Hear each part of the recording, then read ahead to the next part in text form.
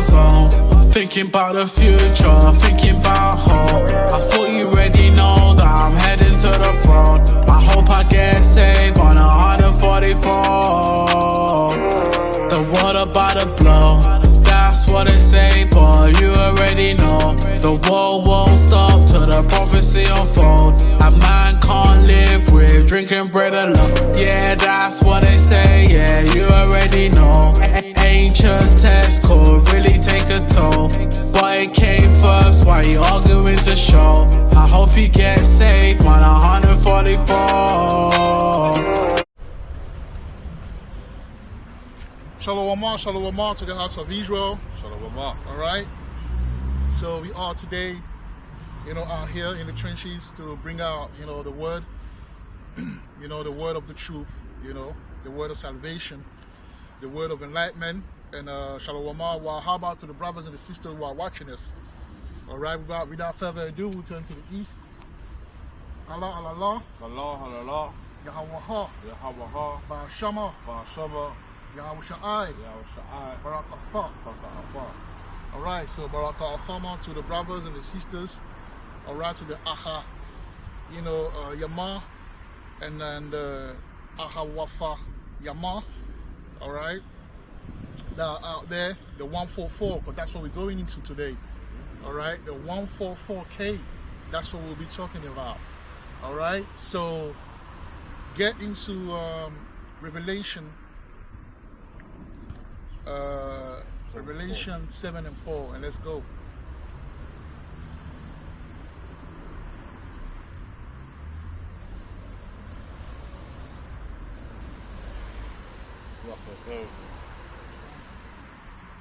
Yeah, man, we're gonna go into it, and then we're gonna, break it down. The way we break it down, because you gotta understand, man, what we represent the new breed. Of these things, man, literally. You know what I mean? That's what we represent. That because when you read the Bible, it tells you about different offices, and that's our office. You know what I mean? That's the reason why the Malakah, Ashana at some point was around us, But I'll read a precept regarding something, man, and that's what we did. So he came, he planted the seed, and we just watered it. Yep, you know what I mean? Just like he said in the Bible, Paul, planted the seed and Apollos watered it or something like that. But, evidently, or ultimately, it's, Yahweh has that increaseth. So everything that we teach, right, is inspired by the Spirit, man. And you can verify it for yourself and you'll find out. So we obviously, yes, we came out of, the One West. We came out of the influence of the GMS, the school of thought of the One West, the GMS, but ultimately the Most High, partitioned us to bring out, another angle of the gospel. All right. So, for example, me personally and other brothers as well, and everyone that adhered to that thought, that understanding of that gospel, of the truth, we wouldn't necessarily take what it can't say. We're gonna scrutinize it. We're gonna check it for the Spirit to see if yes, we're gonna try, because sometimes you get taken away by precept of men. You just follow the tradition. And that's what was going on in Israel. All right, in Israel, they were following the tradition, the precept of men until Yahushua came, and the problem was the fact that they couldn't understand Yahushua because they wouldn't like that conversation that Nicodemus had with Yahushua when he told him, look, in order for you to get this, you gotta be born again, Like, yo, my mom is dead, man. How am I gonna return to my dad's home? Yeah. You know what I'm saying? Like, a lot of people are on that stage. But Yahushua said, no. You gotta move like a wind, man. You gotta flow like a wind. Wherever it is, that's where you're supposed to be. You gotta open your mind. You gotta let the Most High word through you. You know what I'm saying? It's just cool, man. It's a whole nother, so yeah, man. So shalom to all the brothers, man. Sisters. So yes, read it. Alright, this is the 144,000. Revelation chapter 7 verse 4. And I heard the number of them which were sealed. And there were sealed 144 104,000 Right. of all the tribes of the children of Israel. Mm-hmm. Verse 5. And the tribe of Judah was still 12,000. Right. Of the tribe of Reuben was still 12,000. Of the tribe of Gad was still 12,000. Of the tribe of Aser was still 12,000. There's Aser here, but What's that? Aser. Asher. Of the tribe of Asher were still 12,000. Of the tribe of Naphtali Naphtali. Yeah. was still 12,000. Of the tribe of Manasseh was still 12,000. Right. Of the tribe of Simeon was still 12,000. Of the tribe of Levi was still 12,000.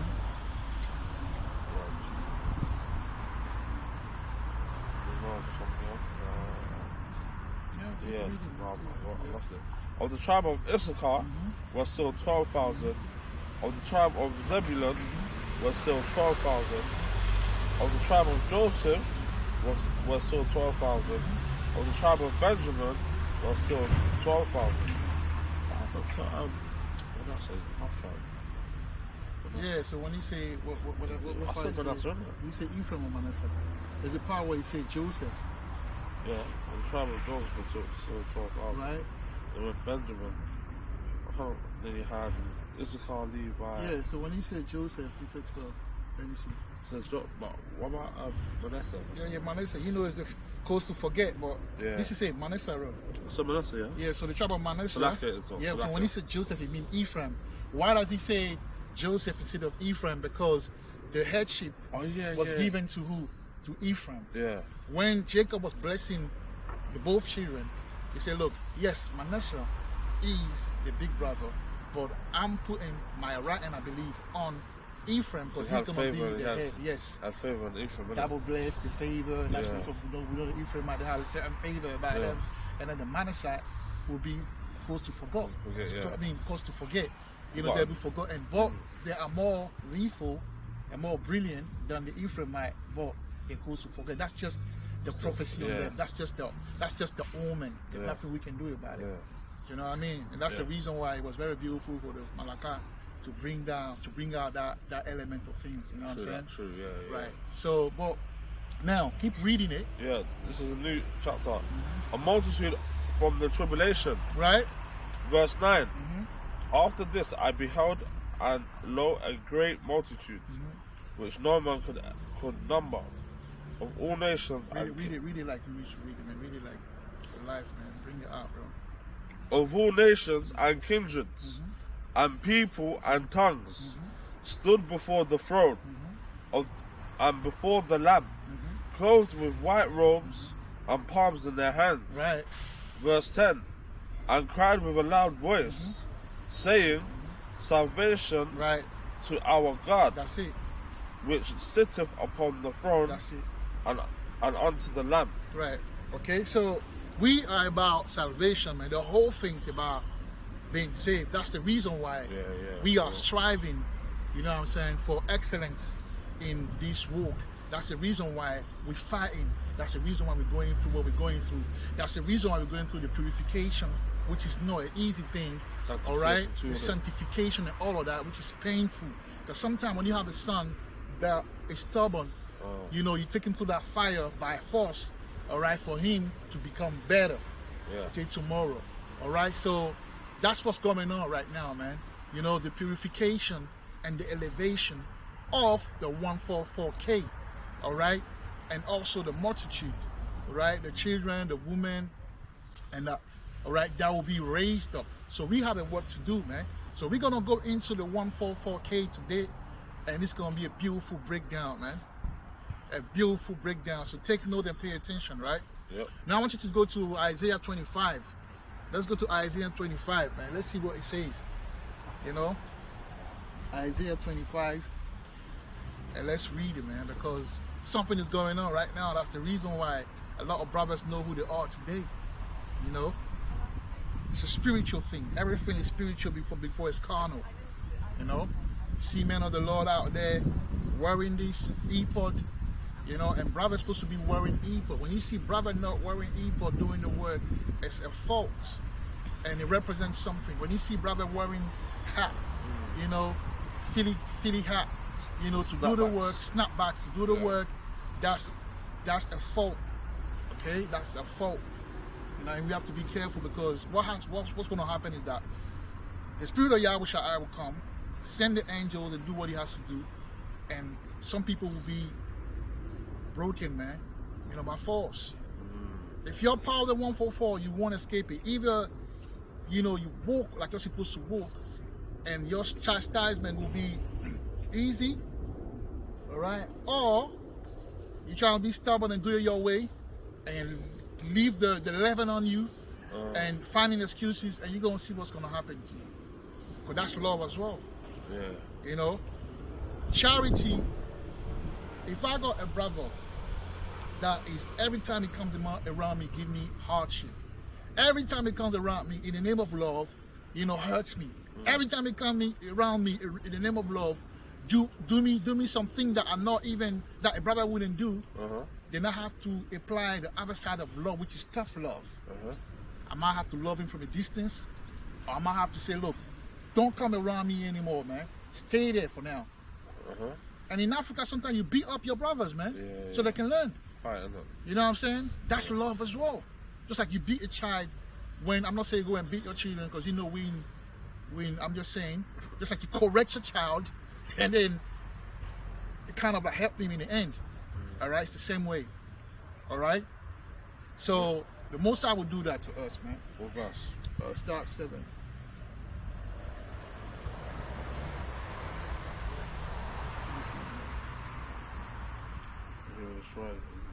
Read from 6, man. Wow. Even from 5. Read from 5. Spirit sent me to read it from 5. Alright, this is the song of praises for Yahweh Ha's favor. Read it, man. Like you're zubbing and I read that water, man. That water need to vibrate, man. Alright. Isaiah chapter 25, verse 5. Thou shalt bring down the noise of strangers as the heat in a dry place. Even the heat with the shadow of a cloud, the branch of the terrible ones shall be brought low. So the Most High is breaking down all these nations, man. They're crumbling, bro. They're crumbling. What happened in Paris like these days? They made sure that you know that you can't take it right now. You can't get on the Eurostar to go to Paris right now, because there's a fault on the rail or something like that. Do you know what I'm saying? And I mean, people were accusing Russia. So you see, it's going down, man. A big nation like France will have that fault. You know what I'm saying? In the beginning of the Olympics, that's how the Most High showed. Look, I'm breaking you down slowly, man. I'm going to take away your power. But carry on. Verse 6. And in this mountain shall the Lord of hosts make unto all people a feast of fat things, a feast of wines on the lees, of fat things full of marrow, of wines on the lees, well refined. Verse 7. And he will destroy in this mountain. And he will destroy in this mountain, meaning the government. The mountain represent the government. Carry on. The face of the covering cast over all people. So that's why people are waking up, man. People are waking up, and that's why he gave us the new wine for you to know a certain level of the gospel, man. You know? That's that time we in, man. The elevation of the mind, the elevation of the spiritual man, the Israelite man, the God in you. Carry on. The face of the covering cast over all people, and the veil that is spread over all nations. Colonization, slavery, the brainwashing through education, through the media, television, teleprogramming, schools, tele-life to program your mind, schools, family setting, religion, prisons, all those traps. The Most High is breaking it down, man. Because he says in go in Isaiah 61 after you finish with that. Go in Isaiah 61, man. Verse 8. I haven't even started yet. He will swallow up death in victory. So that's it with that. Now move. You know, and death, that's the death. That's death, man. This is a death trap. Babylon is death, man. Everywhere they go, they bring that death. The Most High say he will swallow it. You know what I'm saying? So very soon we're gonna see things that we haven't seen yet, but we're starting to see it yet. I mean, we're starting to see it right now, but it's gonna increase, man. You know, with the spiritual powers and all of, everything that's coming our way. That's why we have to prepare ourselves, man. You know, we gotta prepare ourselves. We gotta prepare ourselves. We have to prepare ourselves as, elect. You know, prepare ourselves, man. Make our election sure. You know, and the preparation is a tough thing because I don't know if you watched the military, how they train, man. It's something. How the military train is something, man. So, the training is not easy, man. It be hard. So that's what we have to go through that. Yeah, read it. What verse? 1? Yeah. That's it, man. This is what Yahweh Shai is saying. And we did a lesson about, the spirit of Yahweh Shai, coming to earth, visiting, and he said that's what it's gonna do, man. That's what it's starting to do. For real, man. That's what we're gonna start experiencing, man. Read it. This is exhortation of the afflicted. Right. Isaiah chapter 61, verse 1. Right. The Spirit of the Lord, Yahweh, the Spirit of the Lord, Yahweh, is upon me. It's upon me, right? Because the Lord hath anointed me, right, to preach good tidings, right, unto the meek. He hath sent me to bind up the brokenhearted, to proclaim liberty. Right. A lot of our people, we need liberty, man. To the captives, because we are captives, man. We are prisoners of war. Yeah. You know what I'm saying? Bring it out. And the opening of the prison. So he's going to go and open the prison, the prison in the mind, the prison, the spiritual prison, the psychological prison, the mental prison, all right, and the physical prisons, man. To them that are bound. Right. We are a bound people. We are bound, man. Yeah. We are captives. That's why this gospel brings freedom, first what? In the mind, then in the spirit. By keeping the law, having the faith, listen up. All of that. It's all of that. All of that is in motion. And before you know it, boom, break the chain. Because that's what salvation is, man. Yeah. That's why when in Act 1, when they saw him, they asked him, when he resurrected, the disciples saw him and say, are you coming to establish the kingdom? You know what I mean? So that's what we're asking the Most High, man. When are you coming to establish the kingdom, man? We know time is at hand, but when are you coming to establish the kingdom, man? And that's where patience comes in. Right, and that's why you say, in your patience, possess ye your soul. So we got patience is a very important part of this work, man. But that's when it's very difficult. It's a very difficult thing. But now, I'll read the rest. Yes, you can carry on, man. Finish it, man. Read whatever you gotta read, and then go all the way, and then we go. Verse 2, to proclaim the acceptable year. Right, the acceptable year, man. Of the Lord. Right. So there's a year that will come. Like there's a time where the whole world will see. But right now, it's bubbling. It's bubbling. It's bubbling. And that's what we're doing, by bringing this gospel. However, wherever office you are, you bring yours. Our office. In our office, we bring ours. You know what I mean? But it all contribute to the breaking of the chains of the elect and the 1/3, man. Yeah. Which is the 1/3 anyway, the 144 and the children and the women. All right? So this is time now to break the chain, man. The Most High is giving you a ticket to break the chain. But it starts with what? The minds. Because as long as your mind is chained by Babylon, you will take this as a joke. Yeah. You walk around, see us, two guys teach you like, this guy don't have nothing to do, man. A beautiful something like that, something like that. Why can't you go and chill with friends? Why can't you go and eat something, meet some girl, spend time with family? You over there talking to a camera like a fool, like a madman. Why? Because the chain is not yet broken, man. But a wise man passed by, he'll be like, yo, these brothers are onto something, man. Definitely. You know what I mean? Yeah. But yeah, it's a spiritual thing. And the day of vengeance of our God to come. The day of vengeance. And remember that term, vengeance. Because I'll be talking that as well. I'll be talking about the locks. What it represents. You see the brother. You see my son even has it.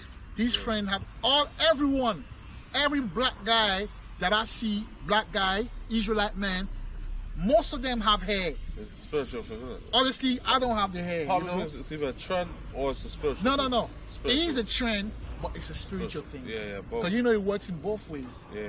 It is a trend, but it's a spiritual thing. Yeah. And when you go into the certain definition of Lot, it goes into vengeance. So you read, the most I speak in codes. The reason why you see now the rise, the rise of the locks and the dread and that, Yeah.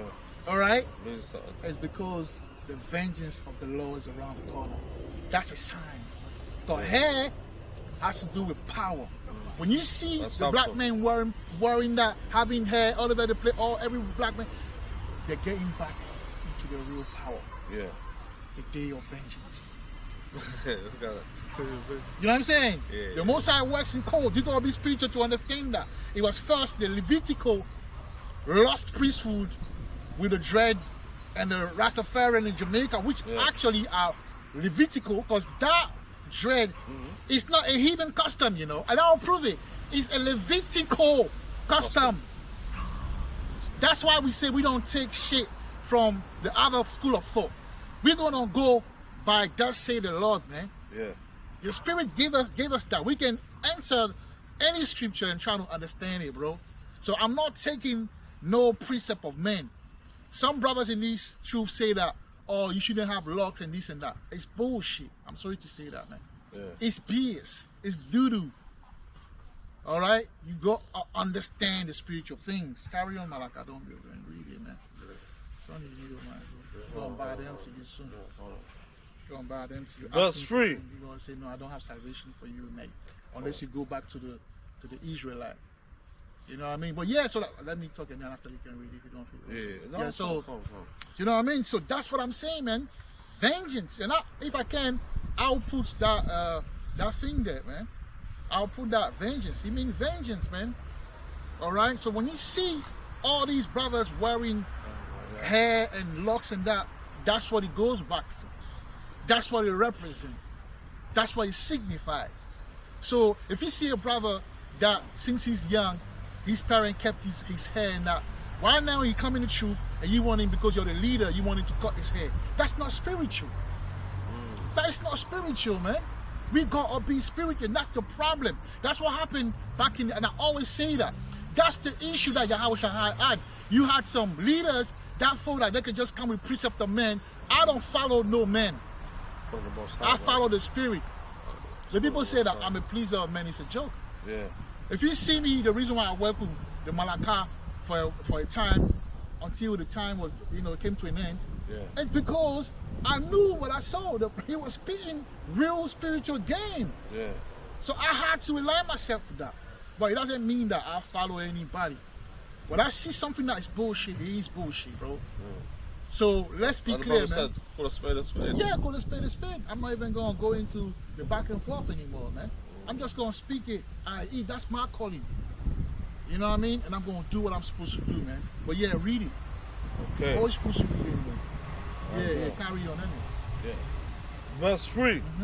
To appoint unto them Right? that mourn in Zion, to give unto them Right. beauty for ashes, Right. the You see oil of joy for mourning, that? See that? the garment of praise for the spirit of the heathens. Right. Zlakia. The garment of praise for the spirit of heaviness. Of heaviness, canal. Yeah. You know, a lot of J call that spirit of. Even me, sometimes I do fight with heaviness. Yeah. Sometimes it's a spiritual battle, man. weight on the shoulder, Sometimes innit? you're heavy. Sometimes you walk around with a chip on your shoulder. Yeah, It's yeah. hard. It's difficult. You feel like my life has always been like that, and that's how I know that there's something that the Most High put on me for what I'm doing now. I didn't understand it before, but now I understand it. Because my life never been like, the Most High. He always put something like.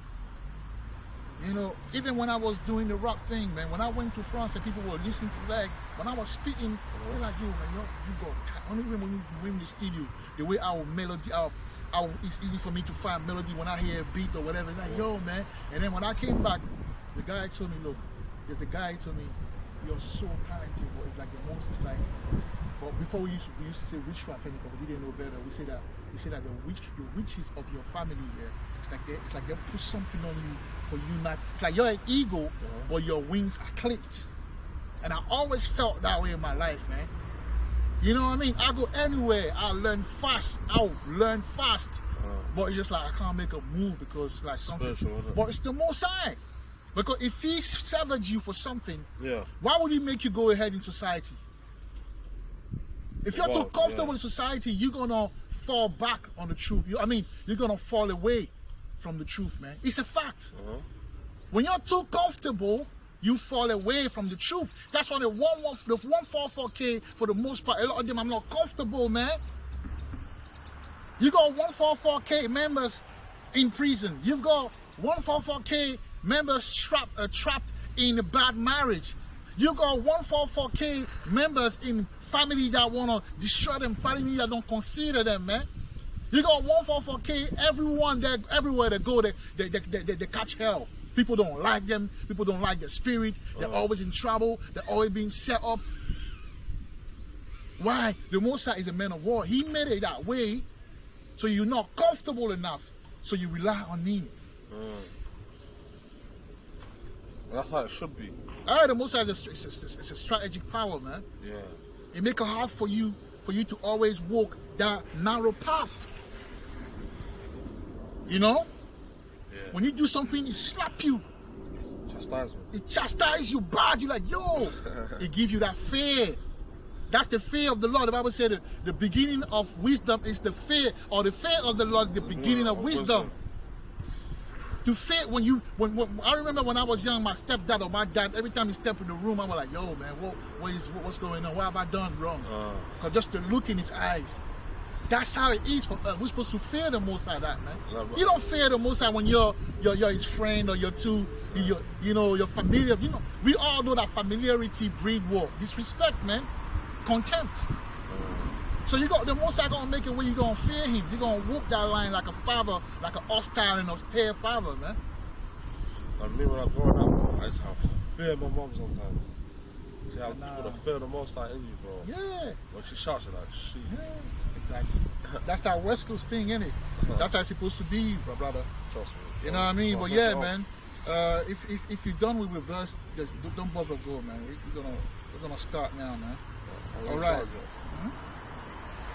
If you're done with the verse, that's okay, right? Yeah. So yeah, man, let's talk about the Kwam Bayafat, man. You know, Kwam Bayafat Wada, right? So let's start a priest from 1 King 19 and 18, man. Let's go into it, bro. Let's go into it. 1 Kings 19 and 18. You can start even at What chapter? What chapter? 19. What's 18? Well, maybe start 17. What is 17 saying?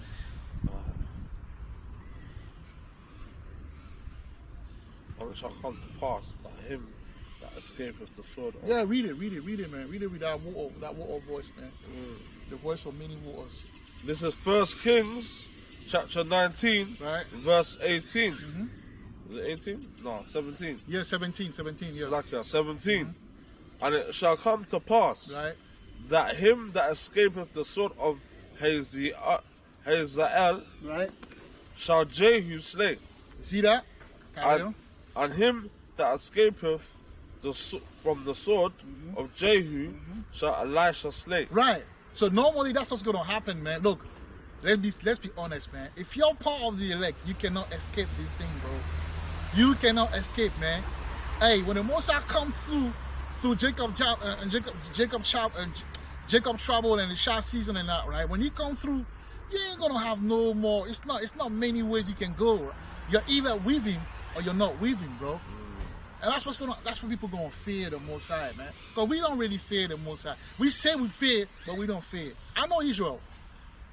We are very rebellious people, man. We don't fear, you know. We still have malice in our hearts, hatred, jealousy, envy, hate, all of that, man. Contempt, warlike behavior. We still backstabbing each other. Have you seen what happened in that boy, that rapper that got set up? What? In a taxi. Cab. In a cab. He got set up, man. He got set up by those brothers around. What, the one that was The over two, the car? yeah, the one that was. you sure? Yeah, it was set up, bro. I thought they come out the car and they ran away. That's why they. No. They were So- targeting him, bro.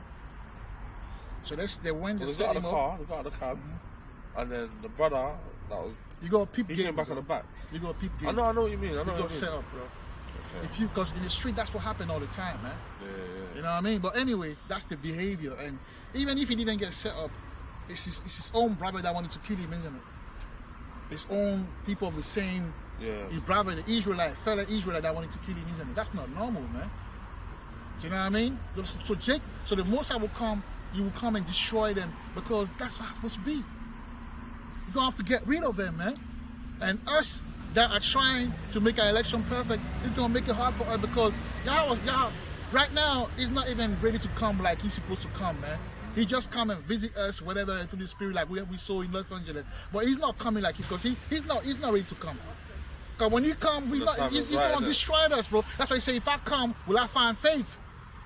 We're not ready, so it's a very difficult path. This is not an easy path. That's the reason why you got how many? The Bible says that the Israelites are as the sand of the sea. That's a lot of people, and among that, you only got 144K member, plus the 1/3. That's not a lot comparing to a nation that is valued as the sand of the sea. Do you know what the value of this? Do you know what the sand of the sea is? Crazy, man. You can't count it. No. Because we got scattered all over the place. So he just severed a little portion, man. I think that's the remnant. Yeah. Remnant. I mean, the remnant is Israel today, which is still as the sand of the sea.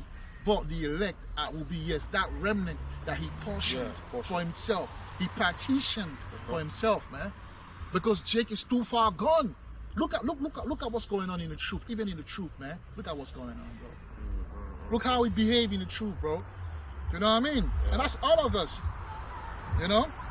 So we in need of, that medicine, man, which is the gospel, man.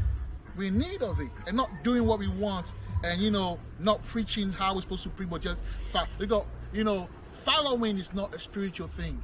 Yes, you got the most, inspired, elder to bring the truth, but you got to understand that the truth increases. So the most I can give you a portion. But don't be afraid to declare it, man.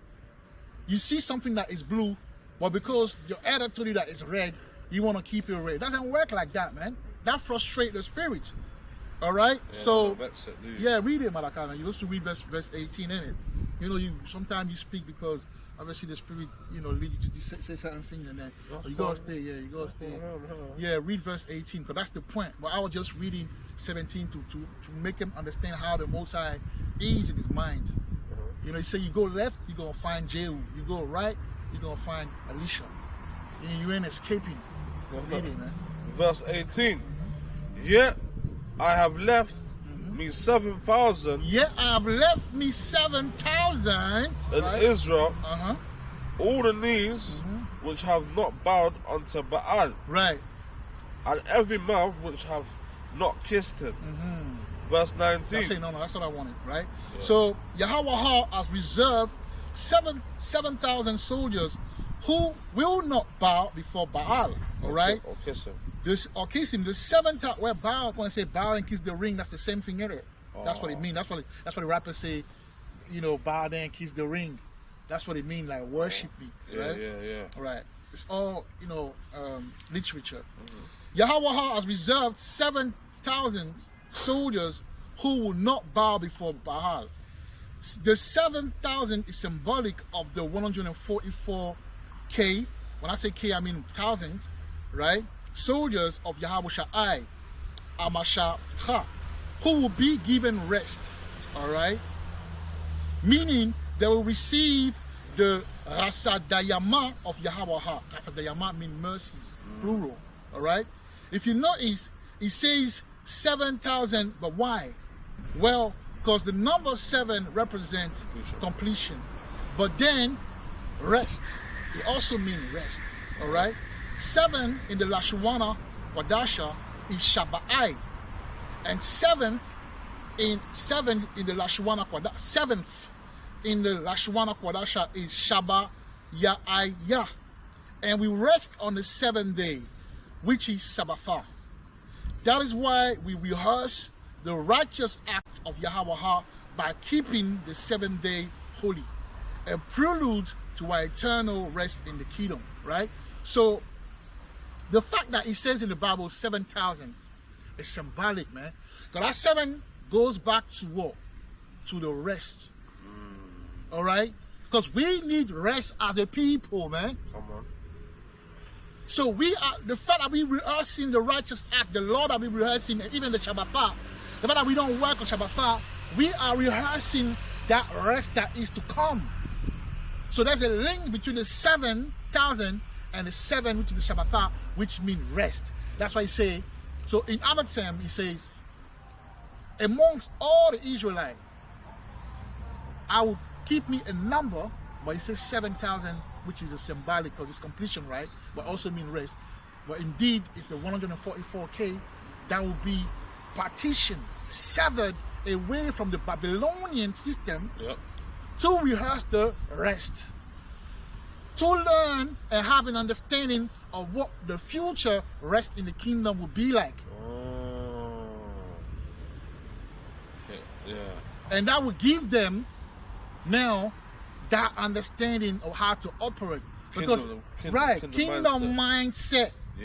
And lifestyle. You can see a car, but unless you get in the car to learn how to drive, you wouldn't be able to drive. So the most I teach us how to practice it. So you say, look, Shabbat don't work. You be like, why do I have to? No, man, I have to make some money. No, man, don't work, because your mind, your spirit is being reset for the new thing to come by keeping it restful, by keeping it holy, by resting. When you rest in the Shabbat, you are declaring the spiritual realm to the Babylonian demon that, look, I'm part of the 7,000 symbolically who won't bow before you. I'm resting. I won't follow you. And by you not following Baal now, the Most High say, my son, don't worry, I will give you rest, man. You know what I mean? Because the Most High know how hard it is to not follow Babylon, man. So he see your work, he see your struggle, but he said, don't worry, man.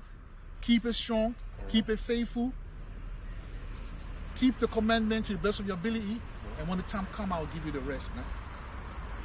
We need the rest, especially for those who work. Y'all Sha'ai said he'll give you rest. Yeah. You know what I mean? So it's love, man, when you don't work or so. Stand on that, man. Stand on that. You know what I mean? So it is very important to also know that the Shabbat do not rely on, and that's another thing, because the Lord brother think that the Shabbat rely on the moon. How can the Shabbat rely on the moon? It don't make no sense. I'll try to break it down. All right? So it is very important to also know that the Shabbat do not rely on the moon, but really on the week. Let's read Sirach. Get Sirach 43, I believe. You know, I'll try to break it down in a way you're going to get it. Isn't it? It's yeah, you don't, the Shabbat is not supposed to be kept on it. It doesn't make sense. Even the 7th month, have you noticed that the only Shabbat, which is Shabbat al-Wana, which is the rest day as well, you know, it says Shabbat, but it's the first moon Shabbat. It's the only Shabbat that is given to us is on the 7th month, the first day of the 7th month, right? Now, every month you got the new moon, but every month, every new moon of the month, meaning every beginning of the month, is not Shabbat. That's not what the Bible says. The Bible clearly says in Leviticus 23 that on the first day of the 7th month, we should use it as a Shabbat. But when you go into it, it's Shabbat Wana, which means rest. You don't do no servile work. All right? And why did the Most High put on the 7th? Because the 7 represent completion, and the 7 represent that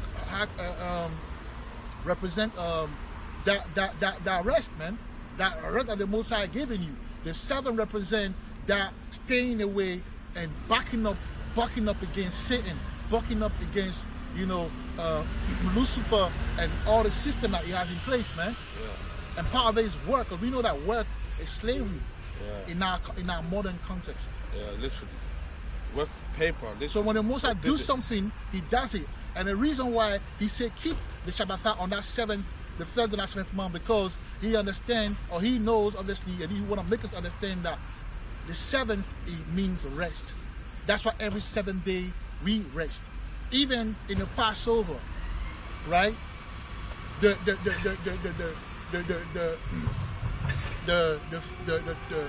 14th day, you got 1, you got 7, you got 14th day, all right? And on the 14th day, which start beginning on the Sabbath, you're going to have a 7th day, all right? And at the end of the on the 21st day, you got a Shabbat. Why? Because it's a sequence of 7 going back to the Shabbat, which is every 7.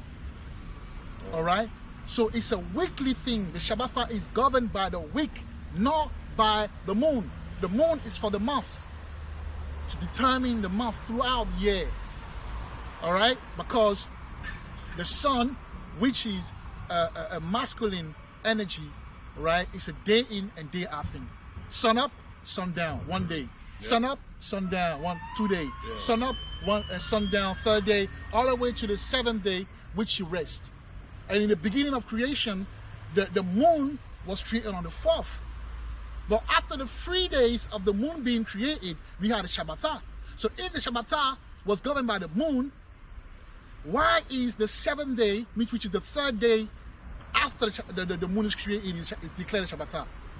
That lets you know that the moon does not establish the Shabbat. That's the reason why in a month you got 27 days where you can see the moon, and you got 3 days when it's dark. Why? Because that was the 3 day prior to the 4th day of the, right? So that's how you break it down. But let me read my note, man. But read before Sirach 43, man. Let's see what he says. Yeah? Huh? Sirach 43, yeah. Right here. Right here, I got it. What else? 7? Yeah, 6. Pay attention. This is Sirach, chapter 43, verse 6. He made the moon also to serve in her season for a declaration of time. For a declaration of time. And a sign of the world. And the sign of the world, carry on. Verse 7. From the moon is the sign of feast. See that? The moon is the sign of feast. So that's the reason why, for example, the Passover, all right, is what? On the 14th day, when on the full moon. You see that? On the full moon. So we use the moon to indicate and to establish feast days. All right, carry on. A light that decreaseth in her perfection. Right, so it goes, crescent all the way up. It becomes full and it decreases. All right, that's what it means. That's it. All right. So if you go into the moon, which is Hadashah, that's it, man. The month, moon, month. Why? And that's why our people back in days, they used to look at the moon and be like, yeah, man, in a few days will be next month, or in 1 week will be. That's what we do today. All right. So now I say this. It is important. It is very important to also know that the Shabbat that do not rely on the moon, but really on the week. All right. I must also remind you that the term Shabbat goes back to week. All right, because when you go into that term, the 7th, yeah, Shabbat, even the term Shabbat, it means weeks as well. So right, it's every 7th week. All right, and the reason why it say week because a week is comprises of what? 7 days. 7 days. And what govern the days? The sun. Exactly. So I must also remind you that the term Shabbat goes back to week. Okay. Also, Yahweh Shai is the Lord of the Shabbat. All right. Yahweh Shai is the Lord of the Shabbat. Shabbat. And also the Son, and the Bible says as well that He is the Son of righteousness.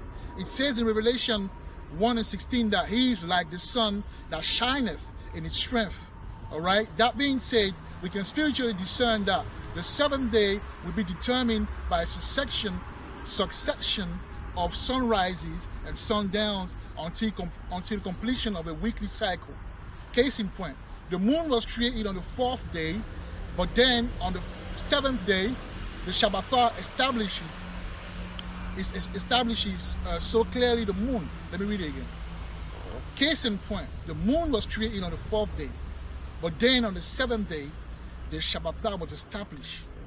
So clearly, the moon has no say-so in the establishment of the Shabbatah. All right? Now, our people during the Dark Ages created most European language, right? So let's see how they say Saturday, because we know during the Dark Ages that all the languages that you have today were created by our people in Europe. French, English, Russian, all of that was created by our people, those languages. Because the Bible said that Jacob is the former of all things. Yeah? All things. So now, in German, how do you say Saturday? Samstag. You see that sa? Sa. Right? In Italian, sabato. Similar to Shabbat. Okay. Shabbat. In Polish, sobota. Sobota. In Portuguese, sabado. In Romanian, sambata. What's that? Shabbat?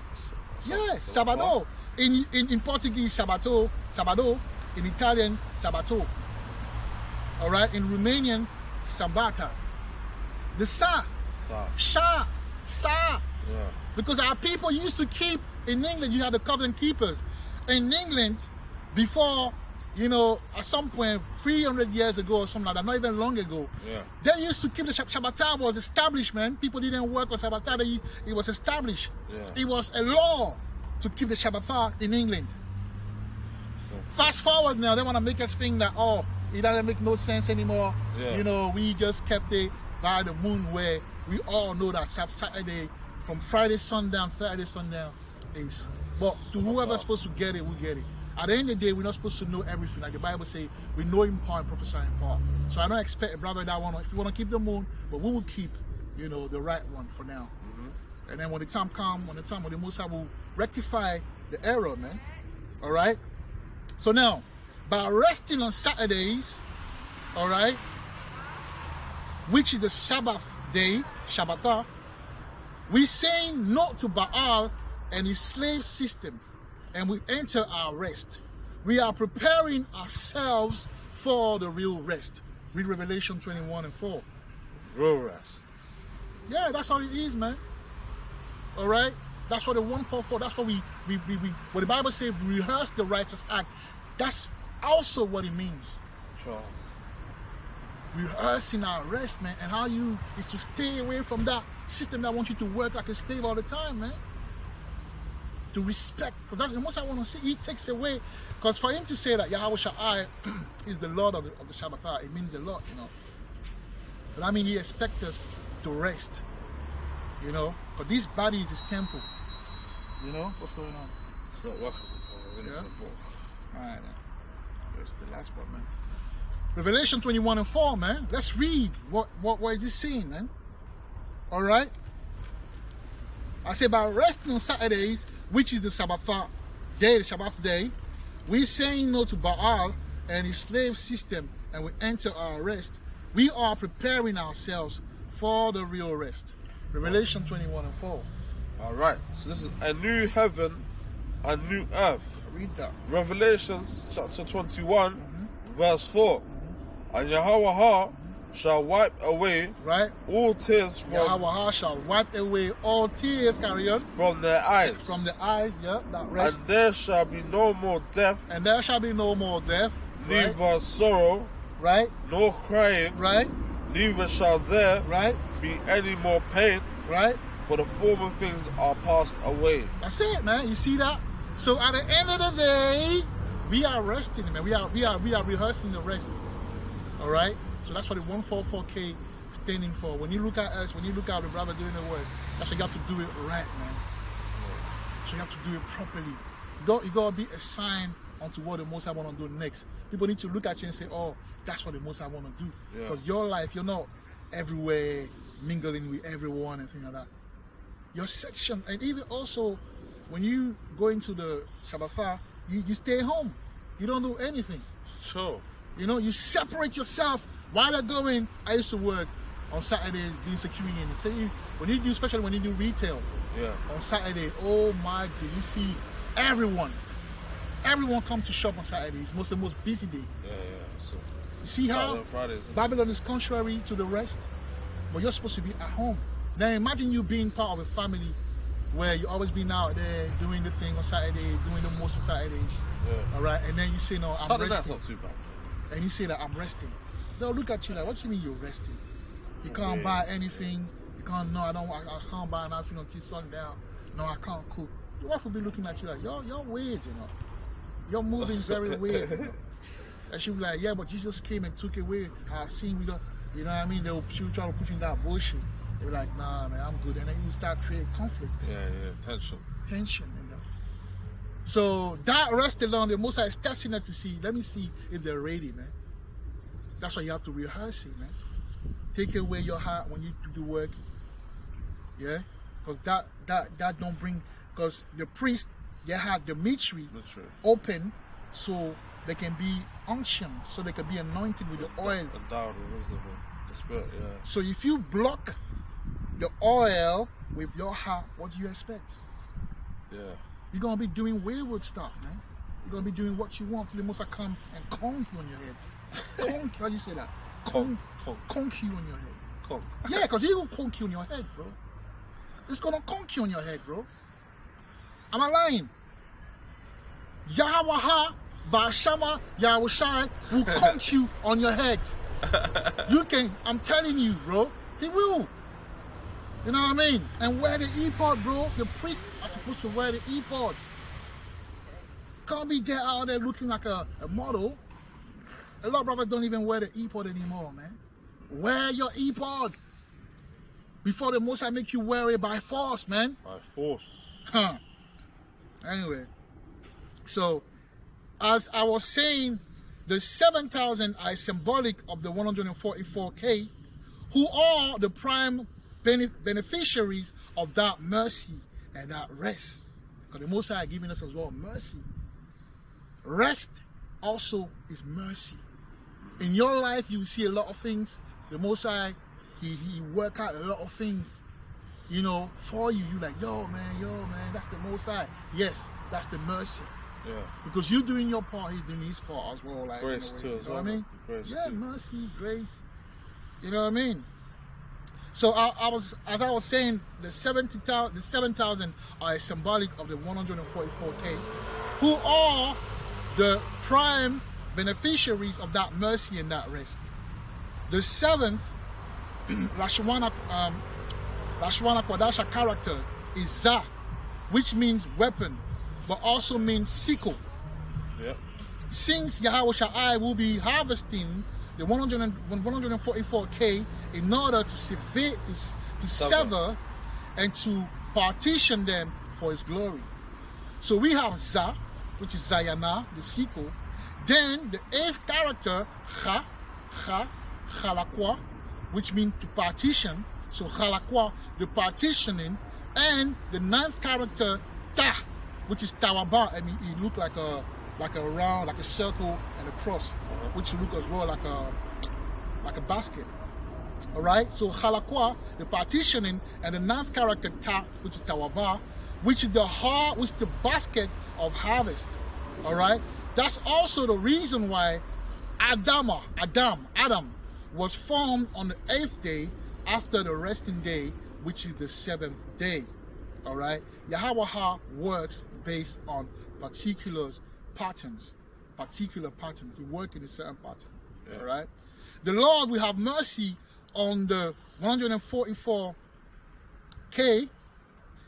I said in the last teaching, we are not in the new covenant, so we are still in need of mercy. And like in Revelation 12 and 11, read it.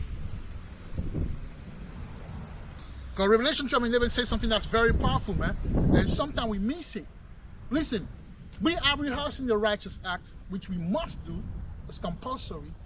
But we will not be saved by the righteous acts. Because when I say work without faith is vain, and faith without work as well, because it goes both ways, it means that in order for you to keep the law, you must have faith. The reason why a lot of people don't keep the law because they don't have faith. Because they're thinking to themselves, why am I keeping the law for? But when you have faith in what the Most High is doing, you keep the law because that faith makes you understand the thing that you don't see. That faith gives you the confidence in the thing that you don't see and the assurance that they will come to pass. That's why you keep the law. So faith and work go hand in hand, but you're not saved by the work, by the law. You are saved by the faith. And the faith is understanding that Yahweh gave his blood for us, man. That's why it says in Revelation 12 and 11. Read it. This is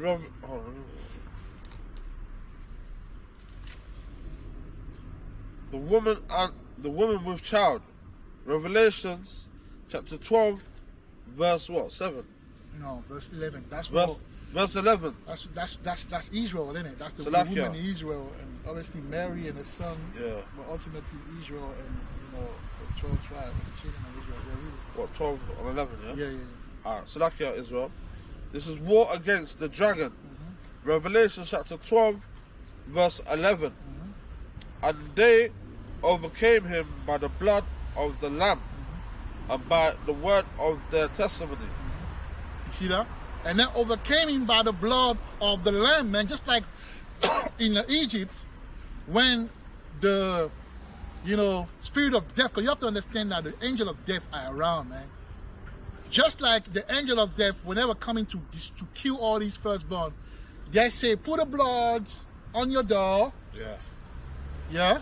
Top of side of your door. Because the door is just the entrance of the temple, right? The entrance of the tabernacle, your house. So today, the door will be yours. The door is that. Yeah? So you have to cover yourself with the blood, man. You got to be covered with the blood. You got to make that prayer. The Lord will have mercy on the 144K. I said it in the last teaching that we are not in the new covenant. So we are still in need of the mercy. And like Revelation 12 and 11 says, the elect have overcome their adversaries by the blood of Amashachah. Not by our own might, all right? Nor by our own power or strength. We are in need of the blood. That's what keep us clean and allow us to stay safe from the Lashadaya side of the Mosai, meaning the left-hand side of the Mosai. All right? Really, it is a blessing. So when you pray, this is how you pray. You say, Abadama, Amashaha, Yahushai. Or you can say, Abadama, Amashaha, Yahushai. You can say that. It's up to you. But really, that's how the psalm was being read. Yeah. They wasn't talking. Yeah. That's why they had the instrument. And then it's like you know how Lil Baby, he sings at the same time he talks? Lil Baby. He sings, but at the same time it's like he talk. Yeah. He rap talking. Yeah. He rap singing. Drake used to do that as well. Right, so that's how it is like. And in West Africa, there's something called the griot.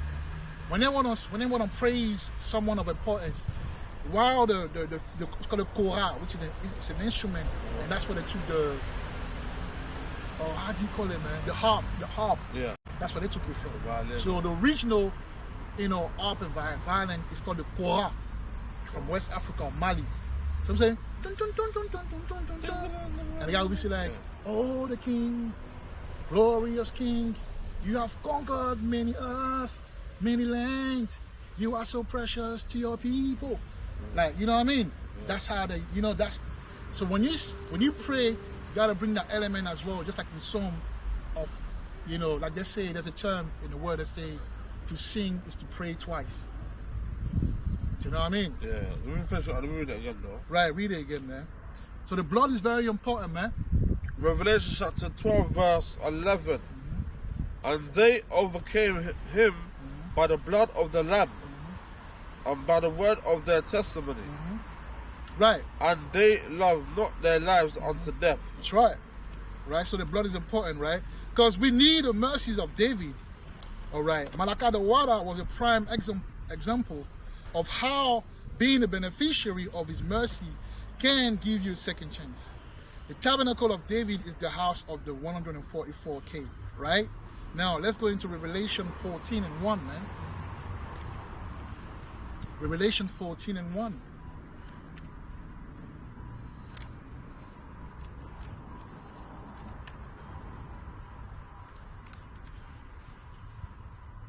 Alright. The redeemed with the Lamb. Right. Revelation. Just read verse 1, yeah? Yeah. Verse 1. Revelation chapter 14, verse 1.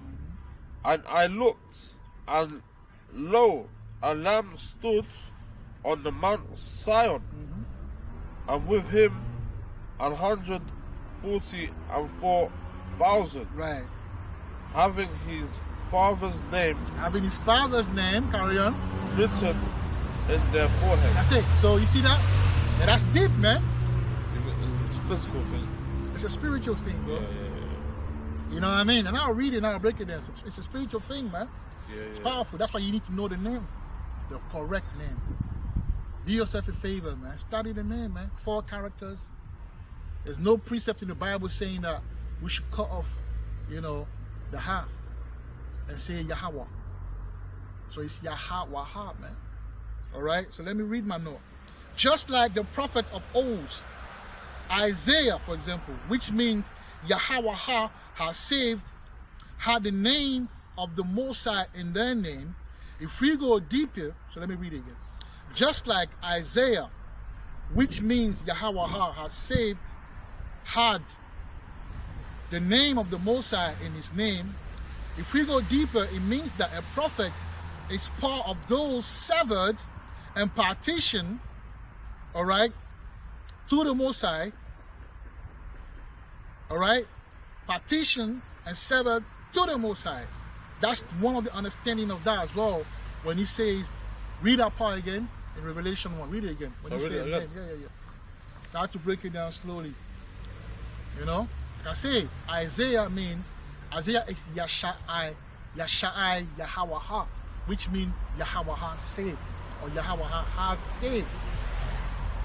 The fact that he has his name, the name of the Most High in his name, that's the understanding of Revelation 14 and 1. But it's into many dimensions. You can have the name of the Most High, meaning your name, your proper name has the name of the, like for example, I Bada Yahweh, the servant of Yahweh. I Bada Yahweh. All right, a lot of the prophets got the name of the Most High in them, but that's what it means. It means as well that they are severed. Like fast forward today, those men, even if you don't have his name in your name, by saying Revelation 14 and 1 say that you are severed. Because when you're going to read Numbers 6 and 27, you're going to understand what I'm saying. Ready. The vibration of the Most High is on you. That's why you are severed. That's why you're out there doing the work, but do the work properly, bro.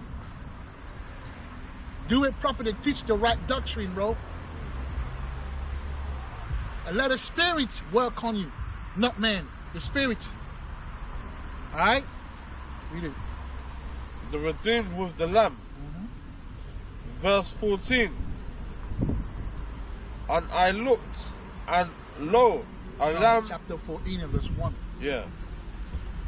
The redeemed with the Lamb. Revelation chapter 14, verse 1. I looked, and lo, a lamb stood on the Mount Zion, and with him 144,000, having his father's name written in their forehead. Right. So just like a prophet like Isaiah, which name means, or Isaiah, which means Yahweh has saved, had the name of the Most High in his name. It means that a prophet is part of those severed and partitioned for the Most High. Remember, the numerical value of Yahweh is 8, and 8 is Ha, which means partitioning. So the 144K, yeah, exactly. But in that context, we're talking about partition, innit? Yeah. Which means partitioning. So the 144K having the name on his forehead, on their forehead, means that they have the mark of exemption, just like in Ezekiel 9:4. Read Ezekiel 9:4 as well. Okay? But that's what it means as well. Having the name in the forehead is the mark of exemption on the forehead. And the forehead is a door. It's a spiritual door. Yeah? Which brings about spiritual power, a certain aura, a certain spirit, energy that makes you untouchable in time of trouble. Because you kept yourself severed from the word. Because you kept yourself severed from the word in Babylon. Because you didn't kiss Baal and his ring. The Most High make you, sever you from himself and exempt you from the trouble to come. See? Read it, Ezekiel 9:4.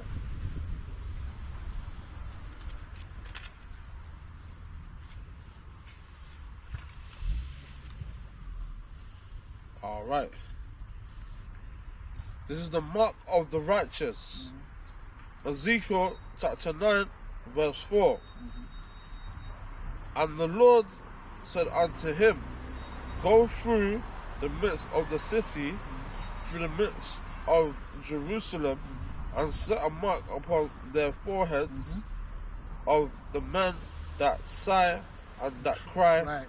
for all the abominations that be done in the midst thereof. That be done in the midst of, so that in the Babylon, we sighing and crying. We're not happy. We're doing the work, going through it. So therefore, the Most High give us the exemption, which is Thawa, the mark of exemption, right? The spiritual mark, which is different from the mark in Revelation 13. All right? Different marks. Yeah, One that's in the Ezekiel, spiritual the one mark. in- The one in Ezekiel is different from the one In Revelation. The one in Revelation is a physical mark. Yeah. Maragma, physical mark, yeah? So, also, after he reveals his name to Moses, he tells him in number 6:27 to put upon the children his name so he can bless them. Can you read number 6:27? What's going on? No, I thought I saw something in the sky. It's a guy, isn't it? No, I'm talking about something else. Oh, you saw his spirit. Yeah. Godly spirit, so.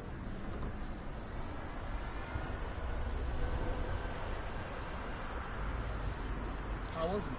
Huh? How was it? What did you look like? So something floating in the sky, but I said something about It's a tripping. spirit. No, you're not tripping. The most I showed you. Yeah. Probably an angel flying around. That's what I was thinking. So my dad, he used to do that. They would flow around, but he would be able to see them and talk to them. Not And clear, before but they a little come glimpse, around, but it's like a little. Yeah. Yeah. The Most High is what we're speaking about it for a while. That's powerful. Yeah. It's market exemption is spiritual because that's their door. Yeah. The pineal gland Pineal is the gland. door to the spiritual realm. That's the reason why people that you shouldn't brush your teeth with those fluoride because it calcified the pineal.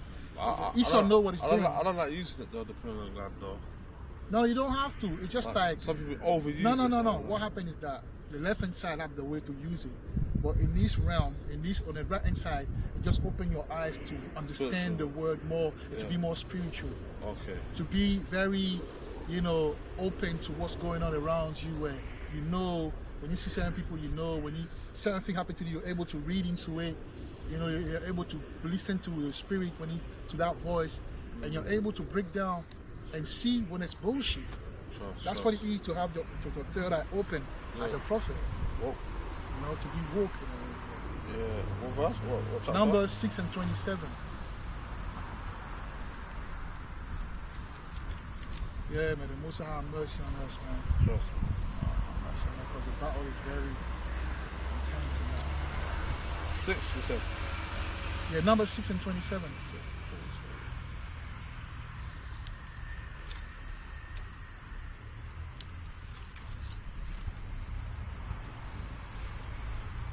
Yeah, Numbers 6:27, man. Because he put his name over us, and that's what he said. And then it fast forward, it manifests, but it's gonna be in a spiritual way. Before, a lot of the Israelites they had a Yahweh name in their name, like Isaiah, Yahweh, Ibadiah, Ibada Yahweh, Yeah. You know, Elijah. you know, Elisha. yeah, even Yazakwa it means this he's the stream of the power. Allah, which is in the way he talks about Yahweh. Do you know what I mean? So even if it's not Yahweh, it's gonna be Allah, like, you know, Danya Allah, you know, judge of the power. He judged the power, something like that, judge of the power. I forgot what it means. But yeah, Dan Ya Allah. You know what I mean? Allah, man, Allah. Allah. You know, Ha. Shama wa Allah. You know, Samuel Shama wa Allah. I think he hears the power or something like that. You know what I mean? So that's it right there. But now fast forward, his spirit is on us, man. That's what it means. His name, that vibration is on us, man. Yeah, man. Well, You know what I mean? And keep since it. the name Yahweh is an A, which is a partition, that's why men of the Lord are severed to this society, man. Look in your life, the people that are doing the work, and tell me if you're not severed. You know? Read it, man. All right. Listen. Blessings on the children of Israel. Numbers chapter 6, verse 27. Right? And they shall put my name Right? upon the children of Israel, and I will bless them. Right. You see that? And they shall put my name on the children of Israel. You know what I mean? That's it, man. Even Jacob has his name changed to Israel. Yashara Allah. He is the prince of the power. All right? So, fast forward, the elect will be blessed because they have the Thawa on their forehead. All right? Which is the doorway to the spiritual. Which is why it says, I will raise up the tabernacle of David, and we will know that we all know that David is Dawada, which is Dalafa Da Wa Da, meaning door and door. 2 doors. Okay? And we all know that David is Dawada, right? Which is Dalafa, twice, and it means door. All right? So the doorway to the spiritual realm. The forehead is the doorway to the spiritual realm, okay? The Thawa is like a mercy key which opens the forehead, the pineal gland, the third eye, the door to the spiritual power that the elect men will receive. So you gotta work on your power. You gotta work, you're gonna let the Most High put his name on your forehead.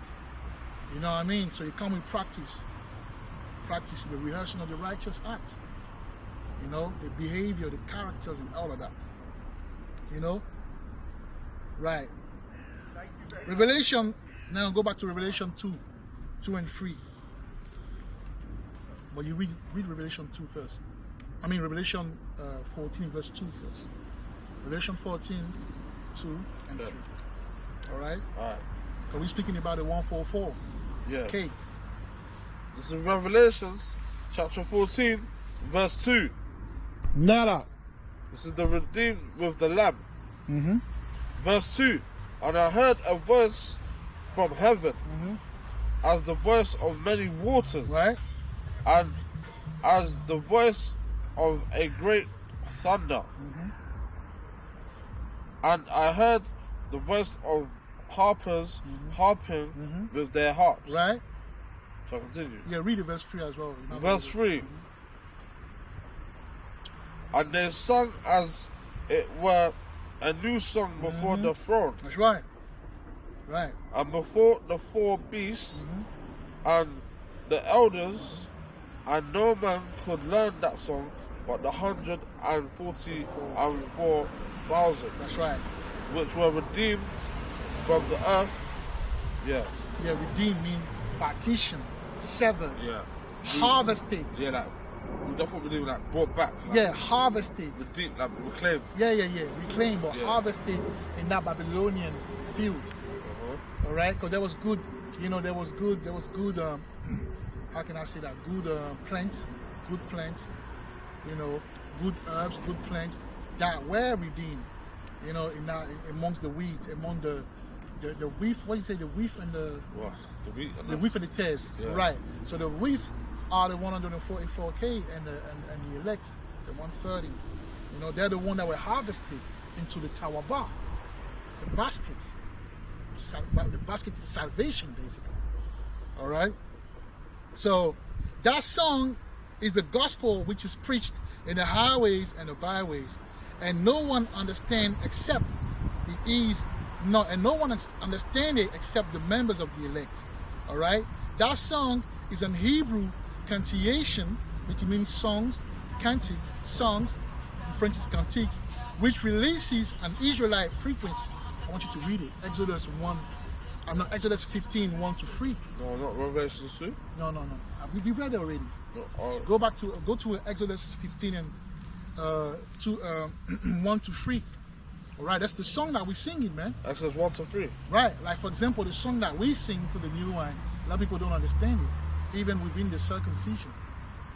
You understand what I'm saying? And also, that's what it is, man.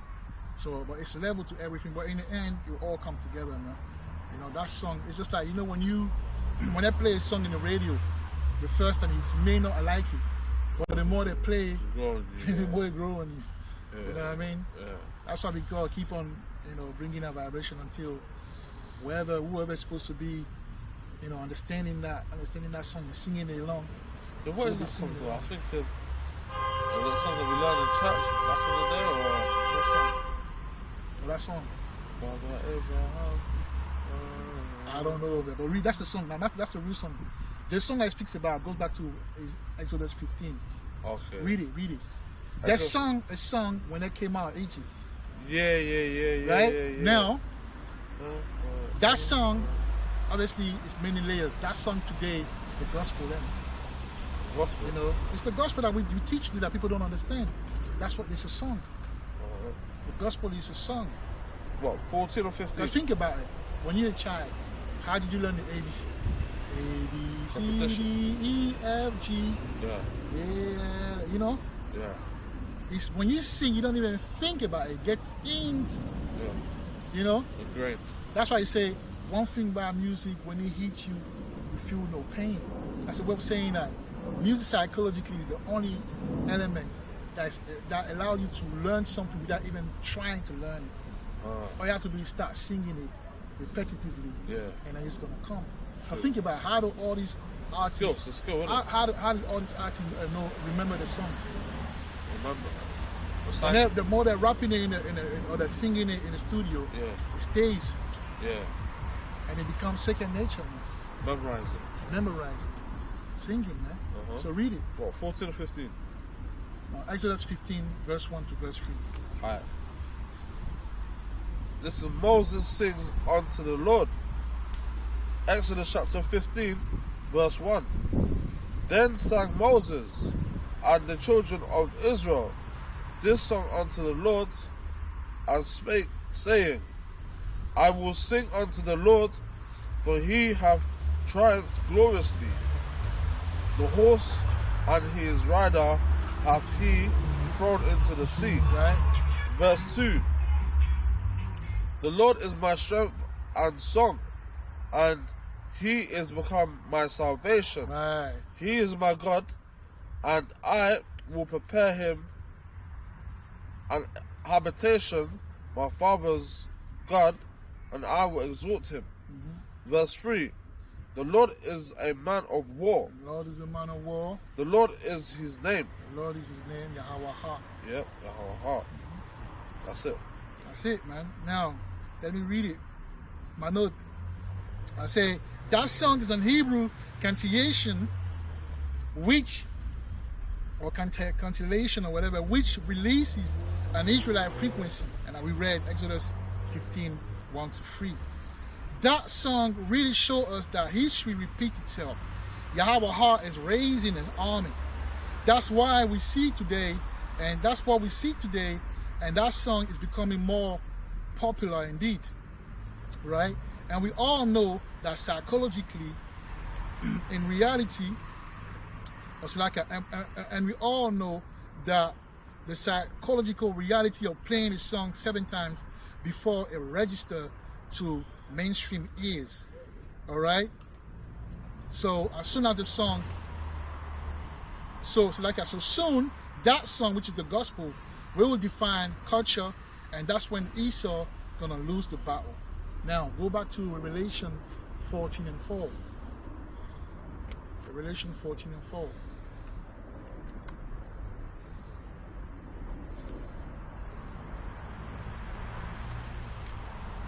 Revelation 14 and 4, man. What does it say? Alright, this is the redeemed with the Lamb. Revelation chapter 14, verse 4. These are they which were not defiled with women, Right? for they are virgins. These are they which follow the Lamb, whithersoever he goeth. Right. These were redeemed from among men, That's right. being the first fruits unto Yahweh First fruit, man. Harvested. Yeah? and to the Lamb. Right. Right, yeah. So, like we learned in regard to Samson, who were used mightily by Yahweh, because he had, it's like we learned in regard to Samson, he was used mightily by Yahweh, because he was used mightily by Yahweh, because he had that wisdom about, he's Norman. All right, he had that wisdom. All right, because his omen, his name was like the meaning meant like the sun, and when wisdom and the wisdom makes a man face shine is a metaphor to explain how wisdom open your third eye, so that means the elect man would deal with wisdom. So my point is this.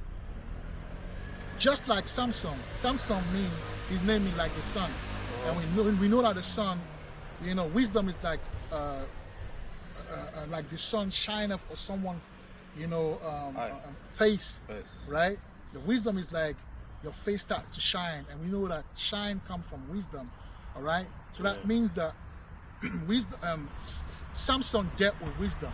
The same way Samson dealt with wisdom, that's how the men of the elect will deal with wisdom, man. If you know it's a man of the Lord out there, they're wiser than the normal men. But you gotta make it your life now. It's not just knowing breakdown. But you gotta be able to make it your life and have wisdom when you're, because let me tell you something. A lot of the doctrine out there, a lot of them are wrong, A lot of them are wrong. And you need to be a man of the Lord to be able to kind of understand what's going on, man. The sermon. You know what I'm saying? The landmark, the land, where's the land? The nation, are they thinking the Assyrian, where the Assyrian?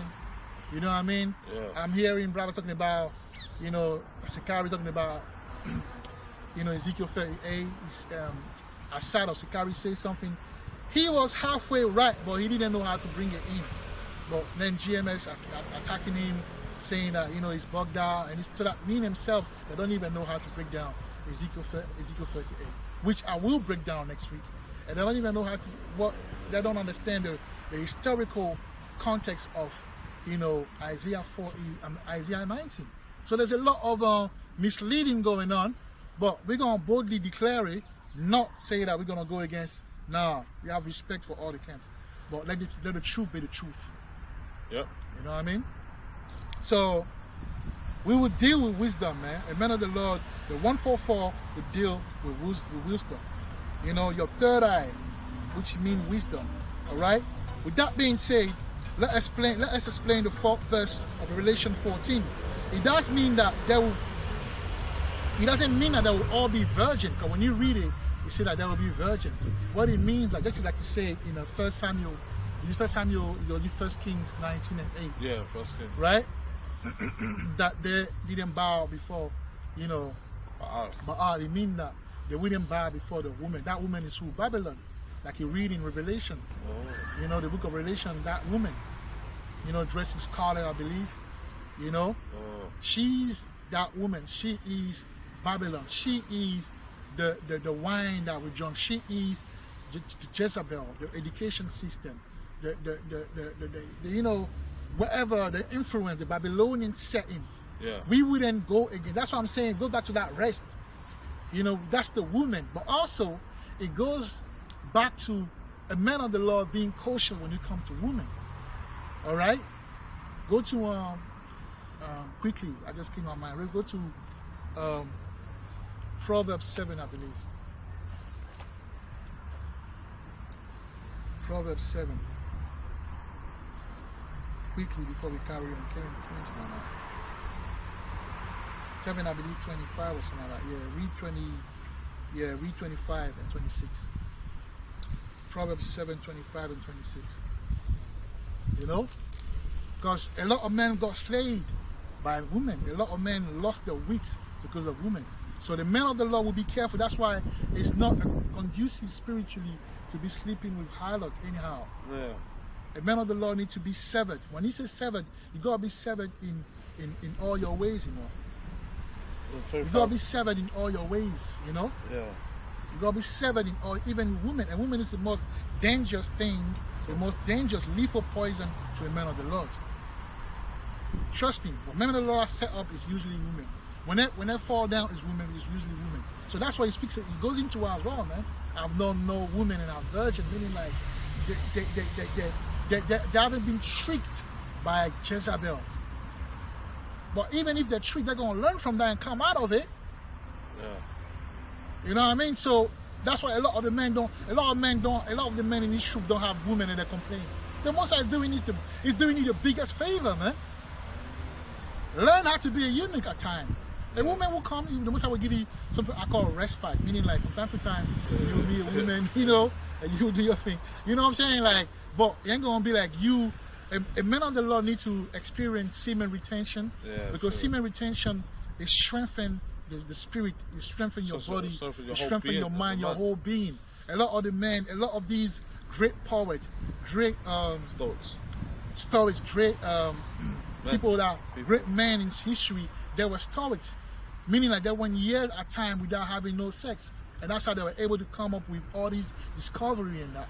In the Dark Ages, them German chicks, the warriors weren't allowed to have sex until they're 20 and when they get married, because they have to gather all that power for training and acquire stamina and strength and might in fight before they get to have a family. You know, that's the reason why Paul didn't know no woman while he was you have to sacrifice something. That's what the hair goes into as well, because when they stop, whenever they finish the Nazarite vow, they used to burn the hair as an offering. So for the Most High to the Nazarite vow, some of them have a lifetime vow, some of them, like Paul. When you read in Act 18, Paul cut his hair because he had a vow. So Paul had locks, but at some point he cut it off because his vow was ended. I think he did something. Something happened. You have to read Ezekiel. You have to read Act 18 to really understand it. But at some point he cut his hair and he gave it as an offering. So man, my point is this: if the Most High require your hair as an offering, that means there's power in your hair. Because the reason why the Most High require, blood animals, because what? Of the blood. The blood has power. The blood contains life force. So your hair is very powerful, man. So when you see a brother keeping his hair however long it is, don't. Now it's a different, which we'll go into. But if you grow his hair naturally, even if it's long, Samson and Samuel had until they died, they didn't cut the hair, man. When Samson got his hair cut, that's when he lost his power. Samuel had his hair. Because when his mom said to Yahweh, if you give me a son, I will consecrate him and keep, and the razor wouldn't touch his hair until he died. That means it was long, just like the rasta that you see. But it doesn't make him an effeminate. You gotta understand the word. You gotta understand this word, man. Read it. All right. This is the ways of the harlot. Proverbs chapter 7, verse 25. Let not thine heart decline of her ways. Go not astray in her paths. Verse 26. Go on. For she hath cast down many wounded. She hath cast down many wounded. Yea, many strong men have been slain by her. Right. Many strong men have been what? Slain by her. Right. Many strong men have been slain by her. So a lot of the men of the Lord need to be careful when it comes to women. Verse 27. That's it. Okay. That's it. But you can read it while I'm looking for something if you You want. sure? Yeah, carry it. Oh, Or you can leave it, man. Can you find that Revelation 14:4 in your blue letter? But we're gonna have to break down, you know, the virgin and especially the virgin, because when you read woman, it doesn't explain. When you go to virgin, they explain it to you. So I might have to do it myself. So let me go to virgin quickly. what? 14 verse what? 4. Yeah, look into virgins. When he said they were virgin. Yeah. Right, so he says here, the outline of biblical, don't worry, outline of biblical usage. Number 2, he says, a man who has abstained from all uncleanness and whoredom, attendant on idolatry, so has kept his chastity. Right, so this chastity may mean as well, like he was clean and a virgin, you know, when he came to the idolatry of the country he was living in, the idolatry of the time he was in, right? Having sex with many women and that's not, you know, you go and pay for a bravo and that. That's not being part of the 144. So if you do that, repent for that. Yeah, repent from that, man. You know what I mean? And then ask the Most High to give you a woman, to bring you a woman. But if you can't have sex, learn to keep it, because when you keep it, now look, masturbation is a problem in Israel, because when you lack sex, you're a man, you want to bust it or you want to release. I understand it, but in your struggle, in your fight, you should learn how to keep your seed, because actually it makes you powerful. It's very good for your spiritual, you know, life, man. Yeah. Because it's a strength, you know, it's the strength. That's why when you read Onan, you know, the brother of Abi Judah, when he didn't come into, you know, Judah's wife, after he died himself. Why? Because that was his life force, and that was like you wasting. Imagine sperm give us. We are a product of sperm. Imagine that. So if you keep in your body, imagine how strong you are in the spirit. You know what I mean? So it doesn't make sense that a man of the Lord should tell another man, oh yeah, you can have harlots and this and that. No, it's not understanding how the Bible explains or teaches things. It's not understanding the Bible, man. All right, so that was that. Let me carry on with my note. So I say that let us explain the outline of biblical usage. Number 2, like I said, it shows how, like I read, it shows how the 144K would move in this beastly system, right? Remember that Samson was taken down by a woman, and that many were slain by women. The woman also represent idolatry and the worship of Baal by giving yourself to sinful ways in this society, and that leads me to my next point, right? Know when to be a eunuch for the kingdom's sake. Read Matthew 19:11. All right, Matthew 19:11. Man, today's a bit long, isn't it? Got days like that, man. Trust me. Matthew 19:11, man. This is the teachings on divorce. Matthew chapter 19, verse 11. But he said unto them, all men cannot receive this saying, save they to whom it is given. Is it Matthew 19? Yeah.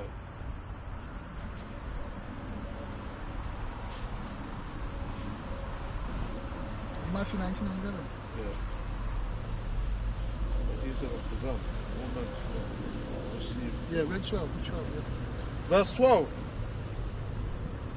For there are some eunuchs which were so born from their mother's womb, and there are some eunuchs which were made eunuchs of men, and there be eunuchs which have made themselves eunuchs for the kingdom of heaven, sake. That's it. That's the one I want. You know. So you gotta make yourself a eunuch sometime if you have to, man. Go without sex if you don't have a woman. but don't pay to get. Because these women, they're like temple harlot. Because a brothel is like a temple of sexual idolatry, man. So when you go into it and pay for it, you go into the, and that's how you get. And that's what Samson, he went to Gaza before he met Delilah. He went to a harlot, in Gaza to pay for it, and that was the beginning of his demise. Who? Samson. You know what I mean? Now read 1 Samuel 21, 4 and 5. Sometimes you gotta stay without it, man. So the whole thing about Revelation 14 and 4, that's what it goes into. Yes, it means idolatry, the beastly system or whatever, but it goes into women as well, man. They did not know women. What sort of women? We know that if we talk about the beastly system, the women in this beastly system will be harlots, man. So you gotta be careful. What, 4 or 5? And the virgin mean that he didn't, open himself to that harlotry, to that idolatry. It was like the 7,000 soldiers that didn't, bow to Baal, basically. Which goes back to the 144K. So yes, 4 and 5. All right. This is David deceives Amalek. 1 Samuel chapter 21, verse 4. And the priest answered David and said, there is no common bread under mine hand, but there is hallowed bread, if the young men have kept themselves at least from women. If the young men have kept themselves for at least women. Carry on. Verse 5. And David answered the priest and said unto him, of a truth women have been kept from us about these 3 days. 3 days. Yeah. Since I came out of the vessels of the young men are holy, and the vessels of the young men are holy. Though it, let me read it from the top. Read it Verse, like you read, man. Yeah. Read it like you read, man. This is 1 Samuel chapter 21, verse 4. And the priest answered David and said, there is no common bread under mine hand, but there is hallowed bread, if the young men have kept themselves at least from women. Verse 5. And David answered the priest and said unto him, of a truth women have been kept from us about these 3 days, since I came out, and the vessels of the young men are holy, and the bread is in a manner common. Right. Yea, though it were sanctified this day in the vessel. Right. See that? So, in order for the priest Ahimelech to give him that show bread, he asked them, are they been away from women at least? He said, yes, man. We've been 3 days, man, without, we're in the wilderness, man. So to get a blessing, sometimes it takes you to stay away from women as well sometimes. God sacrificing everything. You know what I mean? Now, like a Spartan, an elect shall learn to be, how can I say that? To become strong in combat, all right? To become seasoned in combat, and that's 2 Timothy 2 and 3, and become a stoic who can separate from sex if needs be, or if he needs to, all right? Like the releasing of sperm, for example, in Genesis 38 and 9. Read Genesis 38 and 9 and find out, yeah? So read first now Corinthians 3 and 6. I was just telling them to read Genesis 38 and 9, because we can't be reading all the precepts, man. They gotta read some as well. Put it out and see, make the connection. It's about when his Onan or Onan, bust, pulled out. He pulled out instead of coming in, the woman, and the Most High killed him.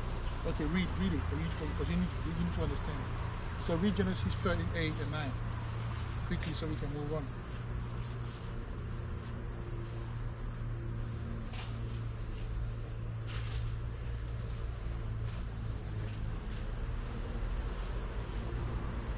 Genesis 38 and 9. Alright. This is 38. And 9. Yeah. Tamar, wife of Genesis chapter 38, verse 9. And Onan knew that the seed should not be his. And it came to pass, when he went in unto his brother's wife, that he spilled it on the ground. And I can read it again, man. Read it. You're not reading like you read it before, you know. Read it like you read. Yeah. You know, Mayama, that's your name. Read it. Yeah. Keep the energy going, man. Alright, this is Tamar, wife of Ur. Genesis chapter 38, verse 9. And Onan knew that the seed should not be his.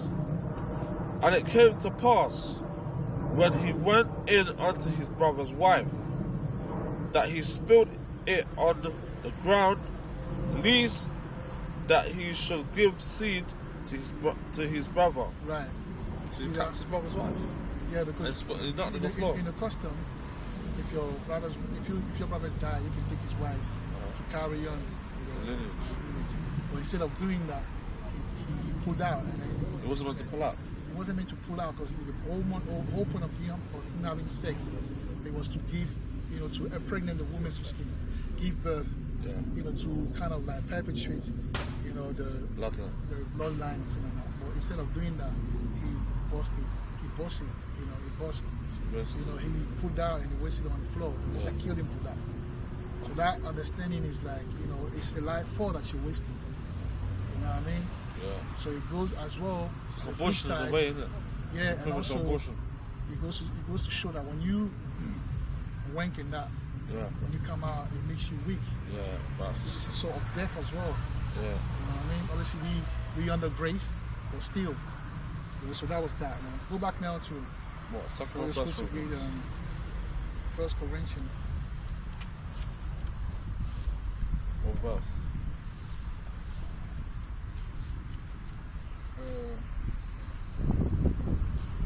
So that 1 Corinthians 3 and 6.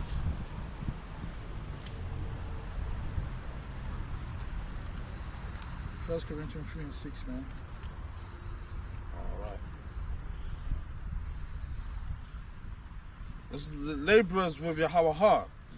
1 Corinthians chapter 3, verse 6. Read it out. I have planted, Apollos, watered by Yahweh, gave the increase. Right. You see that? So that's what I was saying, man. Now we about to talk about the locks in it. So there is a belief among some group that we're not supposed to wear locks, that locks is, you know, of other nation, which is BS. So we're gonna take that out of the table today, you know.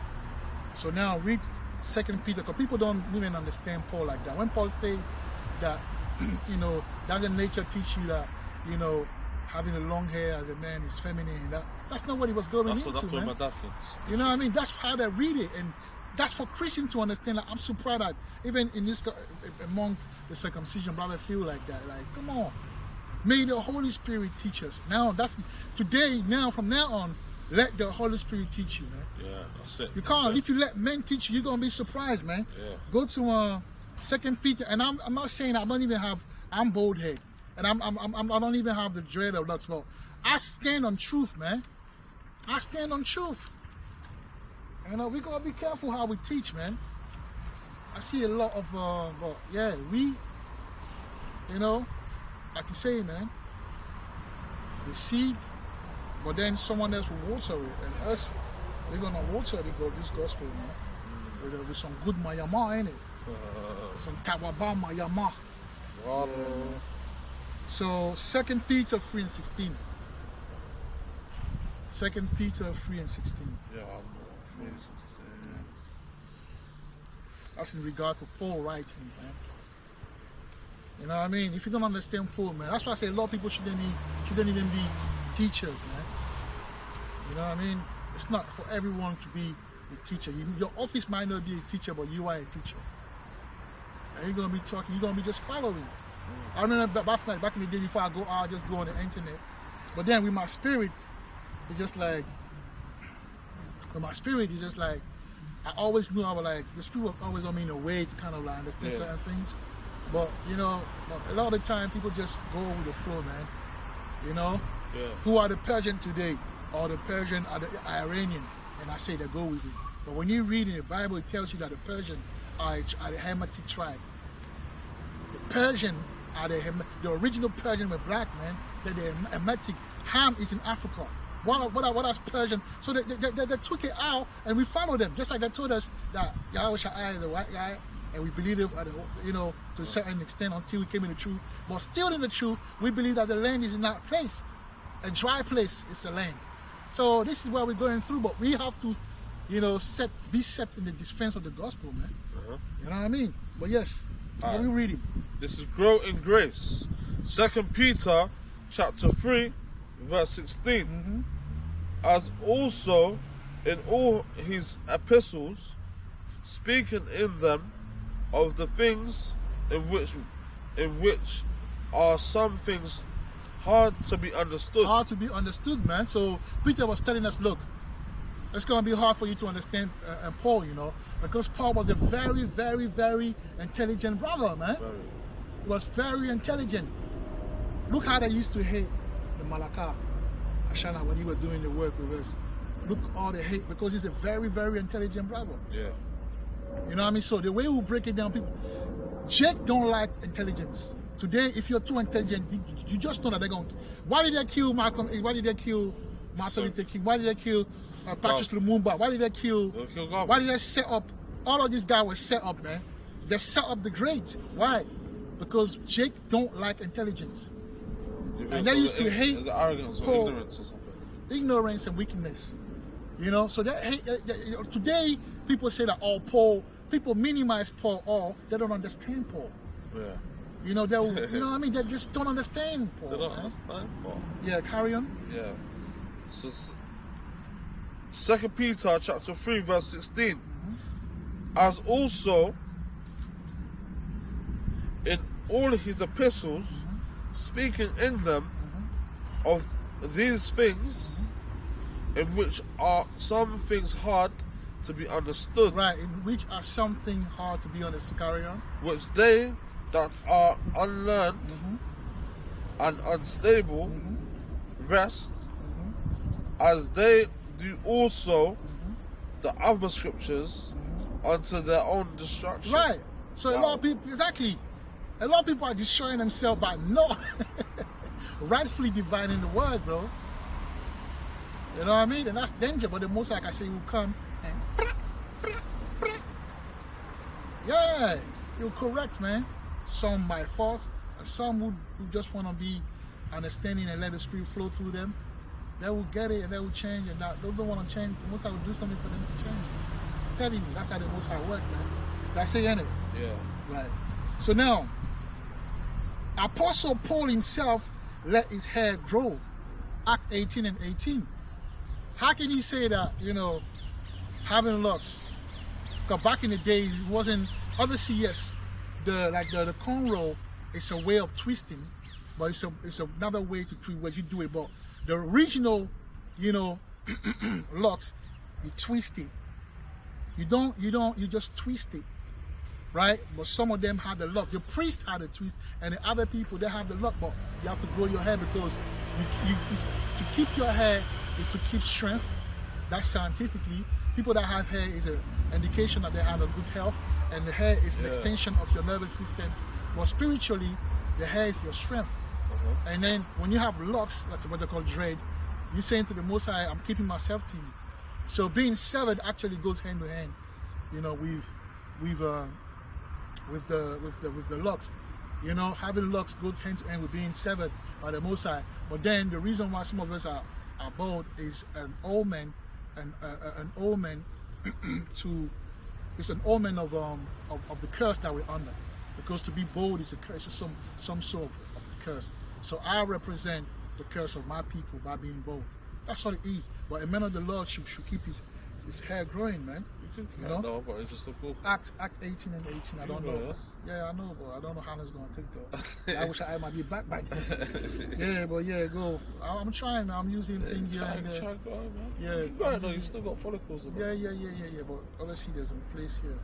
It's like alopecia, and I have to treat it first. And then, but we'll see. Well, take it if you want. Yeah, I ain't got that money. Where's the axe, yeah? Yeah. I ain't got that money, man. Obviously, you know, I'll do it naturally. If it doesn't work. That means the most I don't want it to work. You don't have Batana oil. Yeah, I use that. I need the original one. Get the proper oil. I need the one that Organic one, yeah. I looked at. I don't think so. I'll get a proper one. I know about all of that. You know? Yeah. I know about the hair. I know about hair, man. I mean to. You know, trust me. Yeah, I mean to. I know about that, man. Yeah. Acts chapter what? Acts 18 and 18. 2. Yeah, man. So we have to teach the word properly, man. You know, I mean, personally, I'm just gonna be in my lane and do it the proper way to the best of my ability. Yeah, man. Yeah, I'm gonna bring it out. Thus say the Lord. Thus say the Lord. You know, I'm not gonna bring it. Just I've seen a group do it, and then I say no. I've drawn out of it. I'm gonna do what I'm supposed to do. In the name of the Lord. And then people might not like it. So be it. Man. 18 I'm not here 18, to be yeah? liked. Yeah, verse 18. But I'm peaceful though. That's good. 18 and 18. Paul completes his journey. Acts chapter 18, verse 18. And Paul, after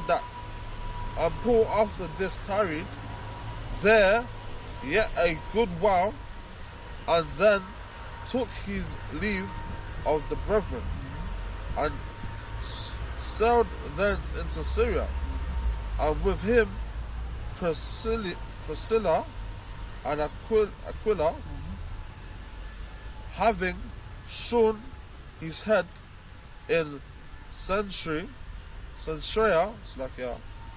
for he had a vow. Yeah. So he cut his hair. That's what happened when you go in Nazarite vow. After a while, you can cut it, and then giving as an offering in the temple. So that mean that he grew his hair. Yeah. And the same guy now tells you, having shorn his head. Yeah, shorn means made it pretty short. For he had a Cut vow. his hair. Yeah. That's what I'm Most saying. High, yeah. So, but he was having lots. Is it because he had a vow as a Nazarene, or had a vow as in that to You can sacrifice only his have a hair? vow as a Nazarene. Yeah. The only hair vows is a Nazarene vow. There's Yeah. no other way of keeping your hair. It's a Okay. Nazarene. Yeah. Yeah. Right now, go to Acts 17 and 11. Let's see what it says. That's a proof that he was keeping his hair, man. And when I say he made it short, that means it was long. Now we don't know how long it was. Yeah. But for you to say that if your hair is too long, that's feminine, I will break it down. That's not what it says. Okay. The video might be really long today, but so be it, man. Alright. This is Acts chapter.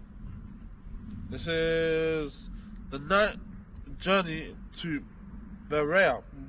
Acts chapter 17, Right. verse what? 11. 11. These were more noble. Read 5 first and jump to 11. Right. Read 5 and jump to 11. Jason's house assaulted. Acts chapter 17, verse 5. But the Jews which believed not, moved with envy, took unto them certain led fellows of the baser sort, and gathered. Leave it. Go to 11. Slaka. I forgot. There was a precept say he wink at our ignorance. Let me check it. He winks. Shall I read or shall we? Hold on. He winks.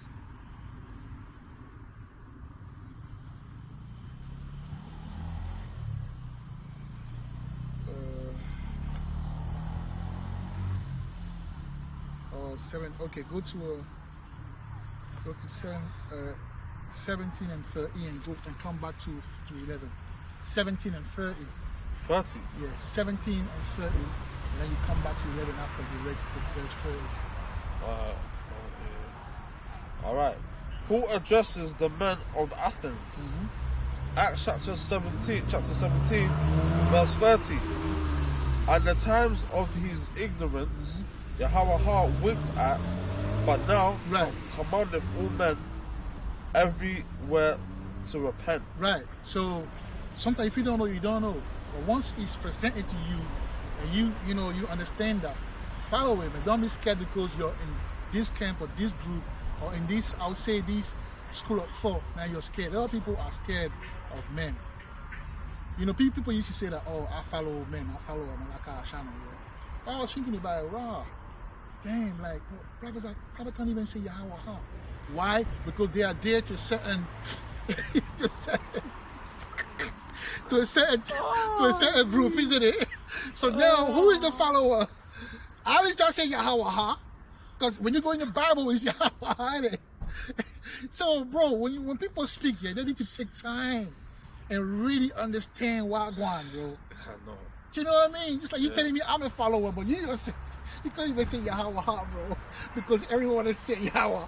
When the Bible says, do not follow the multitude to sin. True that. You see yourself, you say Yahweh, but you telling me that you're in the right. But let's see, man. Maybe I'm wrong. If I'm wrong, the Most High will correct me. But go back to 11. Acts 17 and 11. Yep. Acts chapter 17, verse 11. The night journey to Berea. Verse 11. These were more noble than those in Thessalonica, in that they received the word with all readiness of mind, and searched the scriptures daily whether those things were so. That's it. When Paul came, they had to you have to do your due diligence, man. You can't just you gotta be a scholar out here, man. Trust me. With everything that goes on, you gotta be a scholar. You can't just follow things, otherwise you're gonna find yourself in a situation where you're gonna have to deal with the Most High. But the Most High, hey, he doesn't like liars, man. So if you spread lies, it's gonna come to you. Now, no one is perfect. Even in the new one, when I studied, there's certain thing that maybe the way we say it or things like that, we didn't have to, but a certain thing, but for the most part, I think it's correct. It's the same thing. You're gonna have to look, like they say, chew the flesh and spew the bones. You know, sort of thing. If you're somewhere that and you know it's wrong, just amend it, make amends, correct it, man. But yeah, so in regard to Lux, as priest of Yahweh, Numbers 6 and 5 that we will read, right? Let's read number 6. In regard to Lux as priest of Yahweh, yeah, that I would say. Let's read Numbers 6 and 5, Malaka. But you have to read it with your thing, or if you cannot, with your phone, the Blue Bible, man. All you want to do? Yeah, man. Let's see if you can't. Let me go there. In case you can, then I can jump on. I can try and read it. Numbers 6 and 5. Yeah, but you can start at 1 though.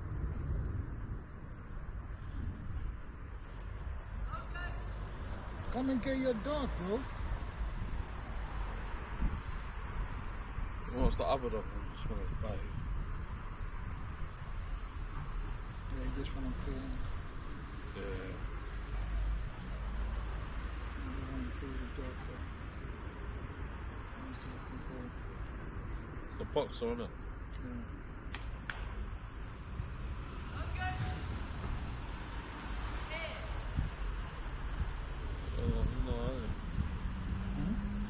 Something rebellious. Yeah, but that's why if you're a with blessed dog, just put him on a leash and don't let him stay far away, because if he snap now, you're all the way there, you ain't gonna do nothing. Yeah, true. They wanna have dog, but they don't have the presence, the thing that it takes to have the dog. And next thing you know, then the dog is out there, causing chaos, man.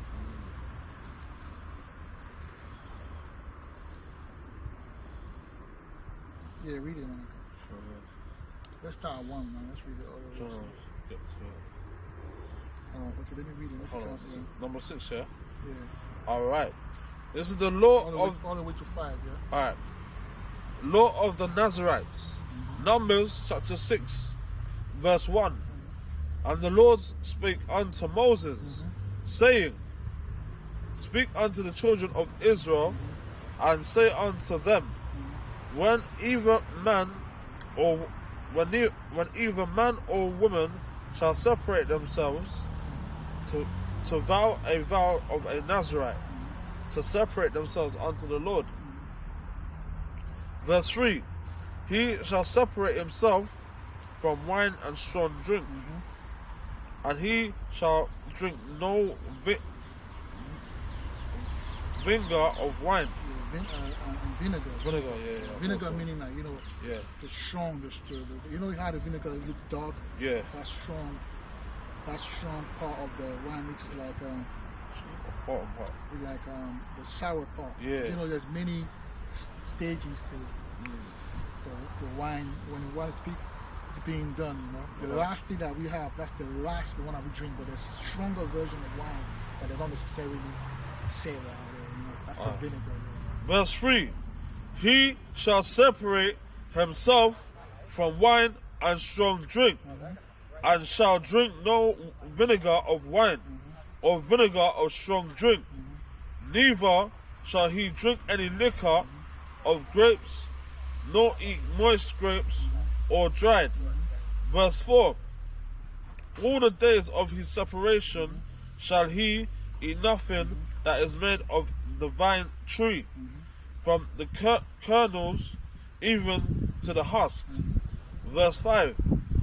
All the days of the vow of his separation, there shall no razor come upon his head, until the days be fulfilled. Yeah. In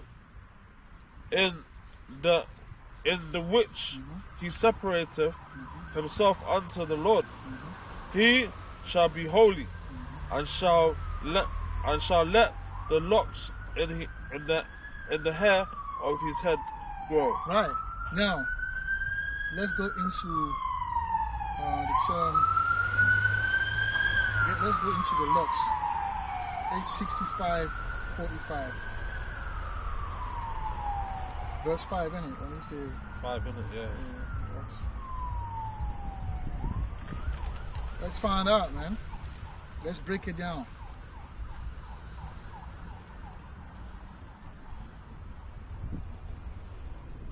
You get it?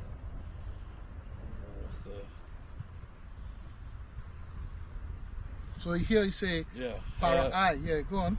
So the outline of biblical usage for locks. Number 1 is hair, long hair of head, locks. And then read 2 as well. 2, leader. Right. 2, leader, right? Yeah. Now, when you leader mean what? When you see the fact that you see black or niggers, they would say Negroes and that with hair, it just goes with all these dread, long hair, as long as wherever is cornrow or whatever. Flats. Right. It means that we are the leader of the earth, man. Yeah, we are. Do you know what I mean? Because the not head, about power right the now, head yeah. is leadership. The head is leadership. Hair on the head is leadership on leadership. So we are the leaders. We are the righteous. That's just a sign as well that we are the righteous leaders of this earth, right? Now, when you go to the strong definition, and locks is para-I in Hebrew, para-I. Alright. Yeah. Go into that one. It says what? This one here, hey, Yeah, he says what? The hair as disheveled, isn't it? So the outline of biblical, what was it? No, strong definition. Yeah, the strong definite. This one. No, Yeah. strong definition. I clicked into it. That one. Oh, this one. Oh, you click into it. No, Yeah. don't click first. Oh, Go to I'll go all the way back. okay, I've got it in it. It says the hair disheveled, right? Disheveled mean I have it here. Disheveled mean scruffy, long hair, hanging loose. You know the scruffy? Scruffy? Yeah. Scruffy? Yeah? Scruffy or scruffy? Scruffy. Scruffy. Scruffy. Yeah. Hair, like rough hair. Yeah, that's what my Like they call sister- the dread. Yeah, dread up rasta, yeah. Yeah? That's what my sister has, yeah? No, she took it. I thought you meant like, you said stuffy. Scruffy mean like, Yeah, matted. hair like, natural, in a Yeah, natural way, like, you know what I mean? Raw. Because you gotta keep it raw for the most. I say, yo, I love that shit. So we here looking at these people like, yo, look at this dread rasta. No, yes, they're not in the right state of mind because of captivity. Yeah. But the hair, that's how they used to be back in time, bro. That's alright, yeah. But some people will see it's like, and that's a Pharisee way of being. You will see someone with a scrap and you be like, yo, look at this guy with the dirty looks and that. It's not Judgmental, dirty, yeah, yeah. judge. It's not just how the Most High want it, bro. So a brother in the truth that keep his hair like that, he's in the right spirit, bro. Real talk. He's set apart. You're not supposed to touch your hair, but you can wash it and clean it, yeah. But you have to let it grow naturally. Okay, so Disheveled mean, scruffy long hair, hanging loose. So according to the real understanding, locks are different from cornrow or plait. Long, they grow naturally. That's why in modern term, it is known as dreadlocks. Right? Now, let's look at the strong definition for grow. Go back to Numbers 6. And let's look at grow. When you say short leg grow, H1431, which is Gadala to grow. H1431. Yeah, and go to a strong definition. I'm not gonna put it there. You don't understand that. So what happens is that when you let your hair grow, they twist it. That's what gives the locks. They twist it. I've seen so many people with their hair that will be like that. It's a natural thing, like it's almost a second nature. That because in the spirit, that's what it is. Go, you see it, man. Go to and grow, and go down to strong definition. I'm on there. No, you're not there. Okay, let me read it. So strong definition, Gadala, all right? A primitive root, properly, to twist, all right? To twist, okay? To twist, they even have a hairstyle called twist. Yeah. Or they twist your hair, or they have that thing to make it twist. All of that is biblical, man.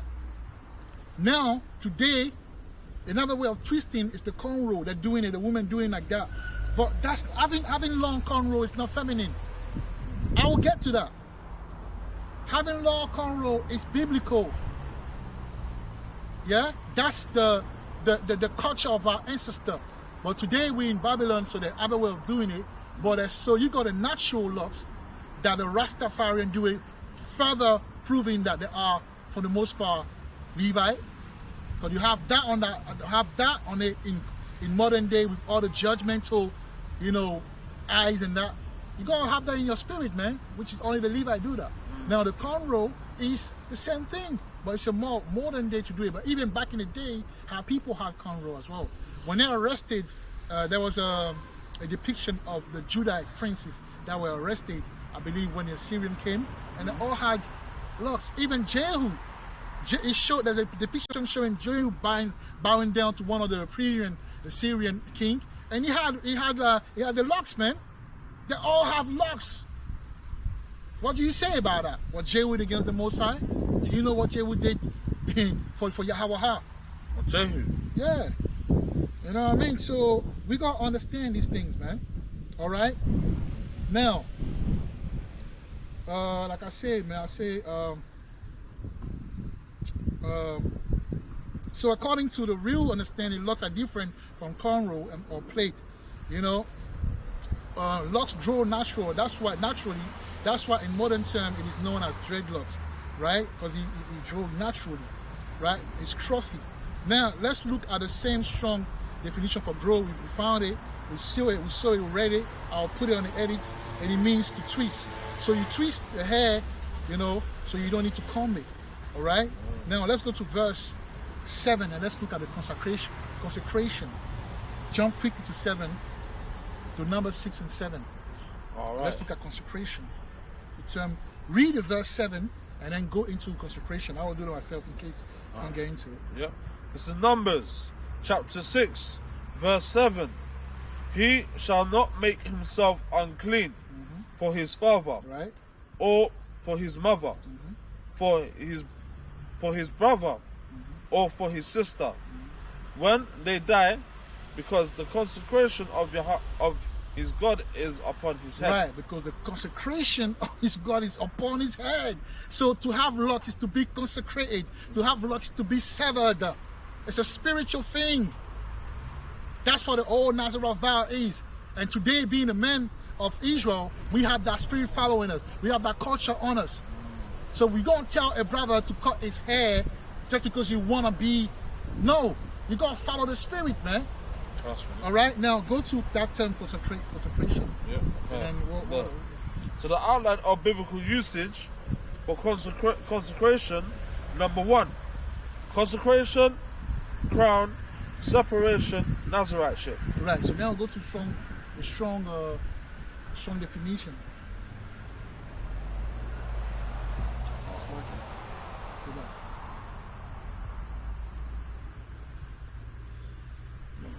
7.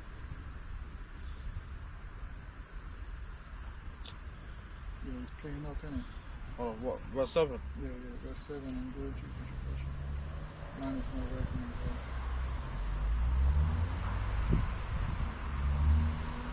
Consecration. And you're supposed to type the one on the thing. Yeah. Right, so let me read my note meanwhile, man, while you're finding it. So I say Got it. consecration.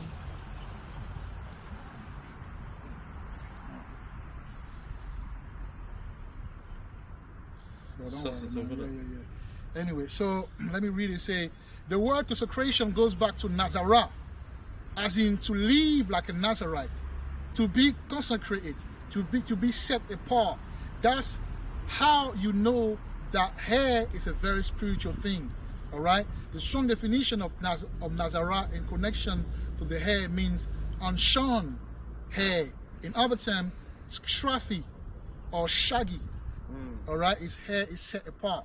So even with some people had it like someone like King Solomon. King Solomon had those sort of hair, you know, but it wasn't necessarily long. Yeah. All right, but some people like Samuel the priest had long because he never set a razor on his hair until he died, unless there's a precept showing that he did. But even before he did it, his hair must have grown. If you had a baby keeping his hair until he's 20, 30 and whatever doing it, what do you think it's going to be long? It's going to be long. Very long. Does it make him feminine? No, we're going to explain that. All right? So, Judge 16 and 19 in regard to Samson, the 7 locks, regarding the 7 locks, right? If you can go quickly to Judge, you can read it from the Bible as well. Judges 16 and 19.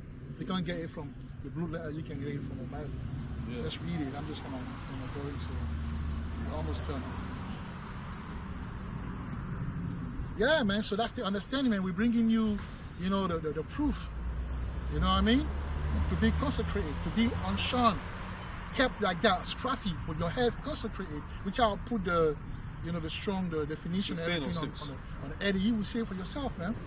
You don't touch it, you don't do things with it, you leave it like that. So it's gonna look like them dread. Yeah, definitely. So them dread that you see, them Rasta, these are the Levi in captivity, bro. For the most part. You understand what I'm saying? When Bob Marley sing, Dre, naughty Dre, yeah. Naughty Dre. That's what he's talking about, man. Yeah. You see Bob Marley, that's how some of the priests look like. That's how they work. Now, some of the priests, he said that we are reading in Ezekiel 44. He said you can keep it, you can pull it, which to cut it. If it's meaning like if it's too long to the point where it's not manageable, then you can cut it because you gotta do the work. You gotta cut the animals.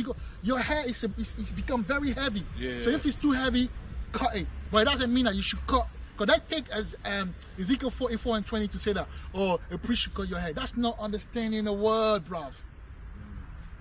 We got to be men of the Lord, man. We are the men of the Lord. We have to bring the right understanding. We can't just be biased and do it based on how we feel. The most I will shut it down, man. True that. Anyway. Yeah, Judges what? Yeah, I say Judges 16 and 19.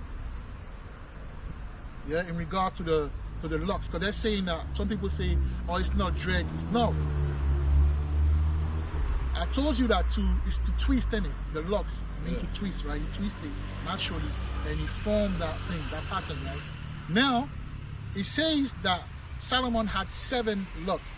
It doesn't mean that he was a cornrow. No, it means that he all the twisted hair. He turned them into 7 rows. So one part of the thing twisted, the next part, Oliver, 7. That's what he did. He had 7 pieces of dreads. He had 7 locks. But it doesn't mean that he did the cornrow, you know how you got 7. No. Yeah. It was his natural locks, but he parted them in 7. 7. Yeah. Right? Ready? Right, read it. Okay. Delilah extracts his secret. Yeah. Judges chapter 16 verse 19, right? Okay. Verse 19. Give me a second. And she made him sleep upon her knees. And she called for a man. And she caused him to shave off the 7 locks of his head. Right, that's what I want you to know. So in regard to Samson's 7 lock, it wasn't plait, by the way, nor was it braided. Let me explain. Samson had Nazarene vow, and that vow don't allow you to do your hair or comb it. He has to be left alone to grow. Since Samson never cut his hair since birth, his twisted hair got put together in a 7-row lock. All right, so he had some para-eye and then turn it into some mahalapa'ah. All right, so those row, that's the mahalapa'ah, but he had some para-eye, which is the natural single locks. All right, so you put them into a 7-part. That's what it is. Now, and the belief that dread is a heathen custom do not make sense. We proved it, man. The locks is an Israelite, is a Nazarite. Yeah. All right, and a Levitical thing. That's the reason why Yahweh was born in Nazareth. So Yahweh had some sort of locks. He had locks. Yeah? I don't know if he was long or not, but he had locks. That's why he was born in that place. Now, to be a Nazarite. Yeah. They all had locks over there. It was like a culture thing. Take heed, man. This is some gems. All right? Understand the word. Go into it, man. Understand it. Well, you just going to teach like a, like an English or an American. You teach like an Hebrew man. Yeah. Go into the definition. Understand the cultural context. All right? And the belief that dread is a heathen custom do not make sense.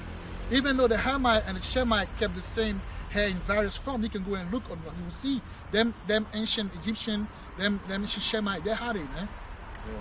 They had locks as well. They had everything. There's even a pharaoh that had like those 2 strong on the side that are big locks on the side. So they all have it. We all the same. It's the same blackness in it. So they have it, but it doesn't mean that we took it from them. How was a Levitical custom, a priesthood custom? All right. And the belief that dread is a heathen custom do not make sense, even though the Hamite and Shemite kept the same hair in various forms. The definition of the term lock show us that it was consecrated to Yahweh as an offering. All right. Now, Ezekiel 44 and 20. Huh? About Paul offering. Yeah, like not only him, people did that. Some kept the natural vow forever, and some kept. True, temporary. After a while, they'll cut it. They'll, Because some Nazarites be Levites as well. Yeah, because Nazarite is a Levite term. How do I know that? Because it was a priesthood. Only the priest kept that hair as a vow to the Most High. But other people did it, but it came mainly from the priest. Because when you're a priest, you're consecrated, you're severed. Yeah. So to have your hair like consecrated, that means you're severed. So in spirit, in nature, it must have been a Levite culture. That's why in Nazareth, it was bare Levite there, man. It was priesthood, man. You understand what I'm saying? He grew up among the priesthood, man. And the reason why as well, Paul kept that natural vow, because though he was a Benjamin, he grew up amongst the Levite, because he said that he went to the school of the law. And who had the law? The Levite. All right, the priesthood. So yeah, read now Ezekiel 44 and 20. Ezekiel 44 and 20. So if it's in your spirit to grow your just grow it, man. But there's something that you want, and I'll show you the difference. Keep it natural, take care of it. If you want to play it. If it's too long, to avoid judgment, pull it. Meaning cut it. But if it's dread, it's natural, keep it. But obviously when this student becomes too heavy and it's not, conducive if you want to do certain things, especially for the time, the Levite, the reason why they had to cut it, because the Levite, when they went into the temple and the tabernacle, they had to do the work. It's hard work. You know what it is to cut? I'm from West Africa. I know what it is to cut these animals, man. It's work. That's why all the Levite, the priests were very, strong, man. Very well built, because it takes strength to cut the animals, do these cookies, a lot of things. So your hair will be in a way. So if it's too much, the Most I say pull it. That's why you tell them, you are working that pull it, man. Keep it short so you can have, freedom of movement. It's not too heavy on you. Yeah. You know what I mean? Because if it's the case, why Samson never and Samuel never cut their hair. The only time Samson cut his hair when he got tricked by Delilah, but Samuel never cut his hair. Does it mean that he was feminine? It speaks of a context which I will go into after that. Verse 20. This is the ordinance for the Levites. Ezekiel chapter 44, verse 20. Neither shall they shave their heads, nor suffer their locks to grow long. So we're not supposed to shave our hair like that, but me, I'm bald, so hey, it is what it is. But suffer to keep the what? Nor suffer their locks to grow long. Right, so not not suffer too their long. locks to grow not too long. And I say this, I say the long. Groom it, innit? Yeah, I say. In Neither. regard, yeah, because I actually like that. No, thank you. Neither shall any priest drink wine Right. when they enter into the inner court. See that when they enter into the uncourt, right? So there's a time and place for everything. You need to understand that. All right.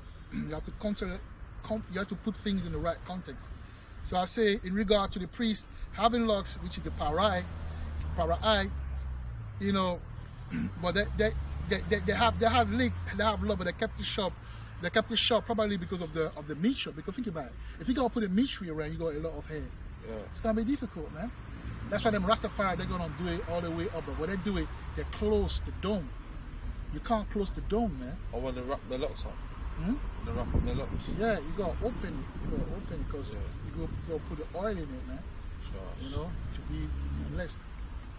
So right now, let's read 1 Corinthians 11 and 14. That's it. That's the last verse. Corinthians what? 1 Corinthians 11 and 14. Go into the blue letter.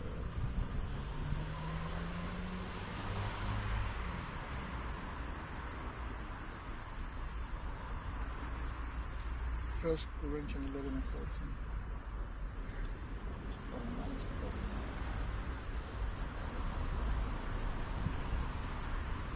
Mine's not working out.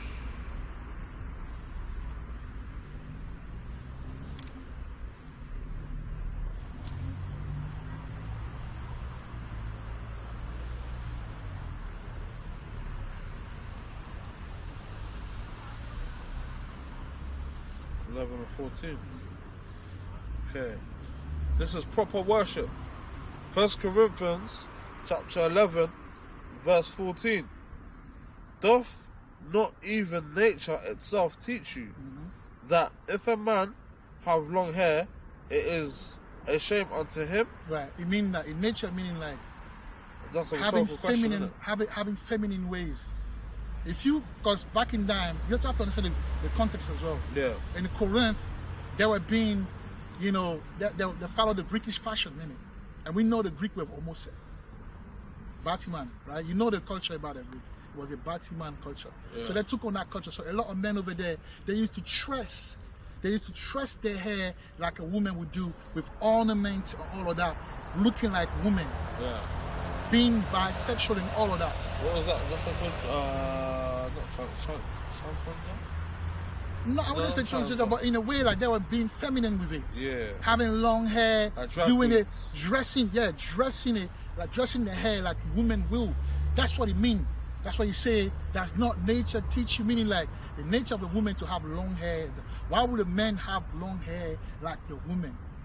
Like in the way she behaved, the way she moved. So that means, it's not just that they had long hair, but the way they move that way. They portray themselves to be feminine. All right? Having ornament in their hair, dressing their hair, just like the women do. But that has nothing to do with growing your locks long, or plaiting it or braiding it long. No, or corn rolling, however you want to call it, long. That is to do to the practice, the way the men behave, the behavior that men. Read it. Continue. Verse 15. But if a woman have long hair, it is a glory to her, Right. for her hair is given her for a covering. Right. because the hair of the woman is covering. She have a long hair. She has a woman, ways. But when he say that's not nature teaching me that, meaning like that's the nature of women. Why would a man act like a woman? By trusting his hair, doing it like women do it, ornament, and behaving like a woman. Yeah. That's what it goes into, man.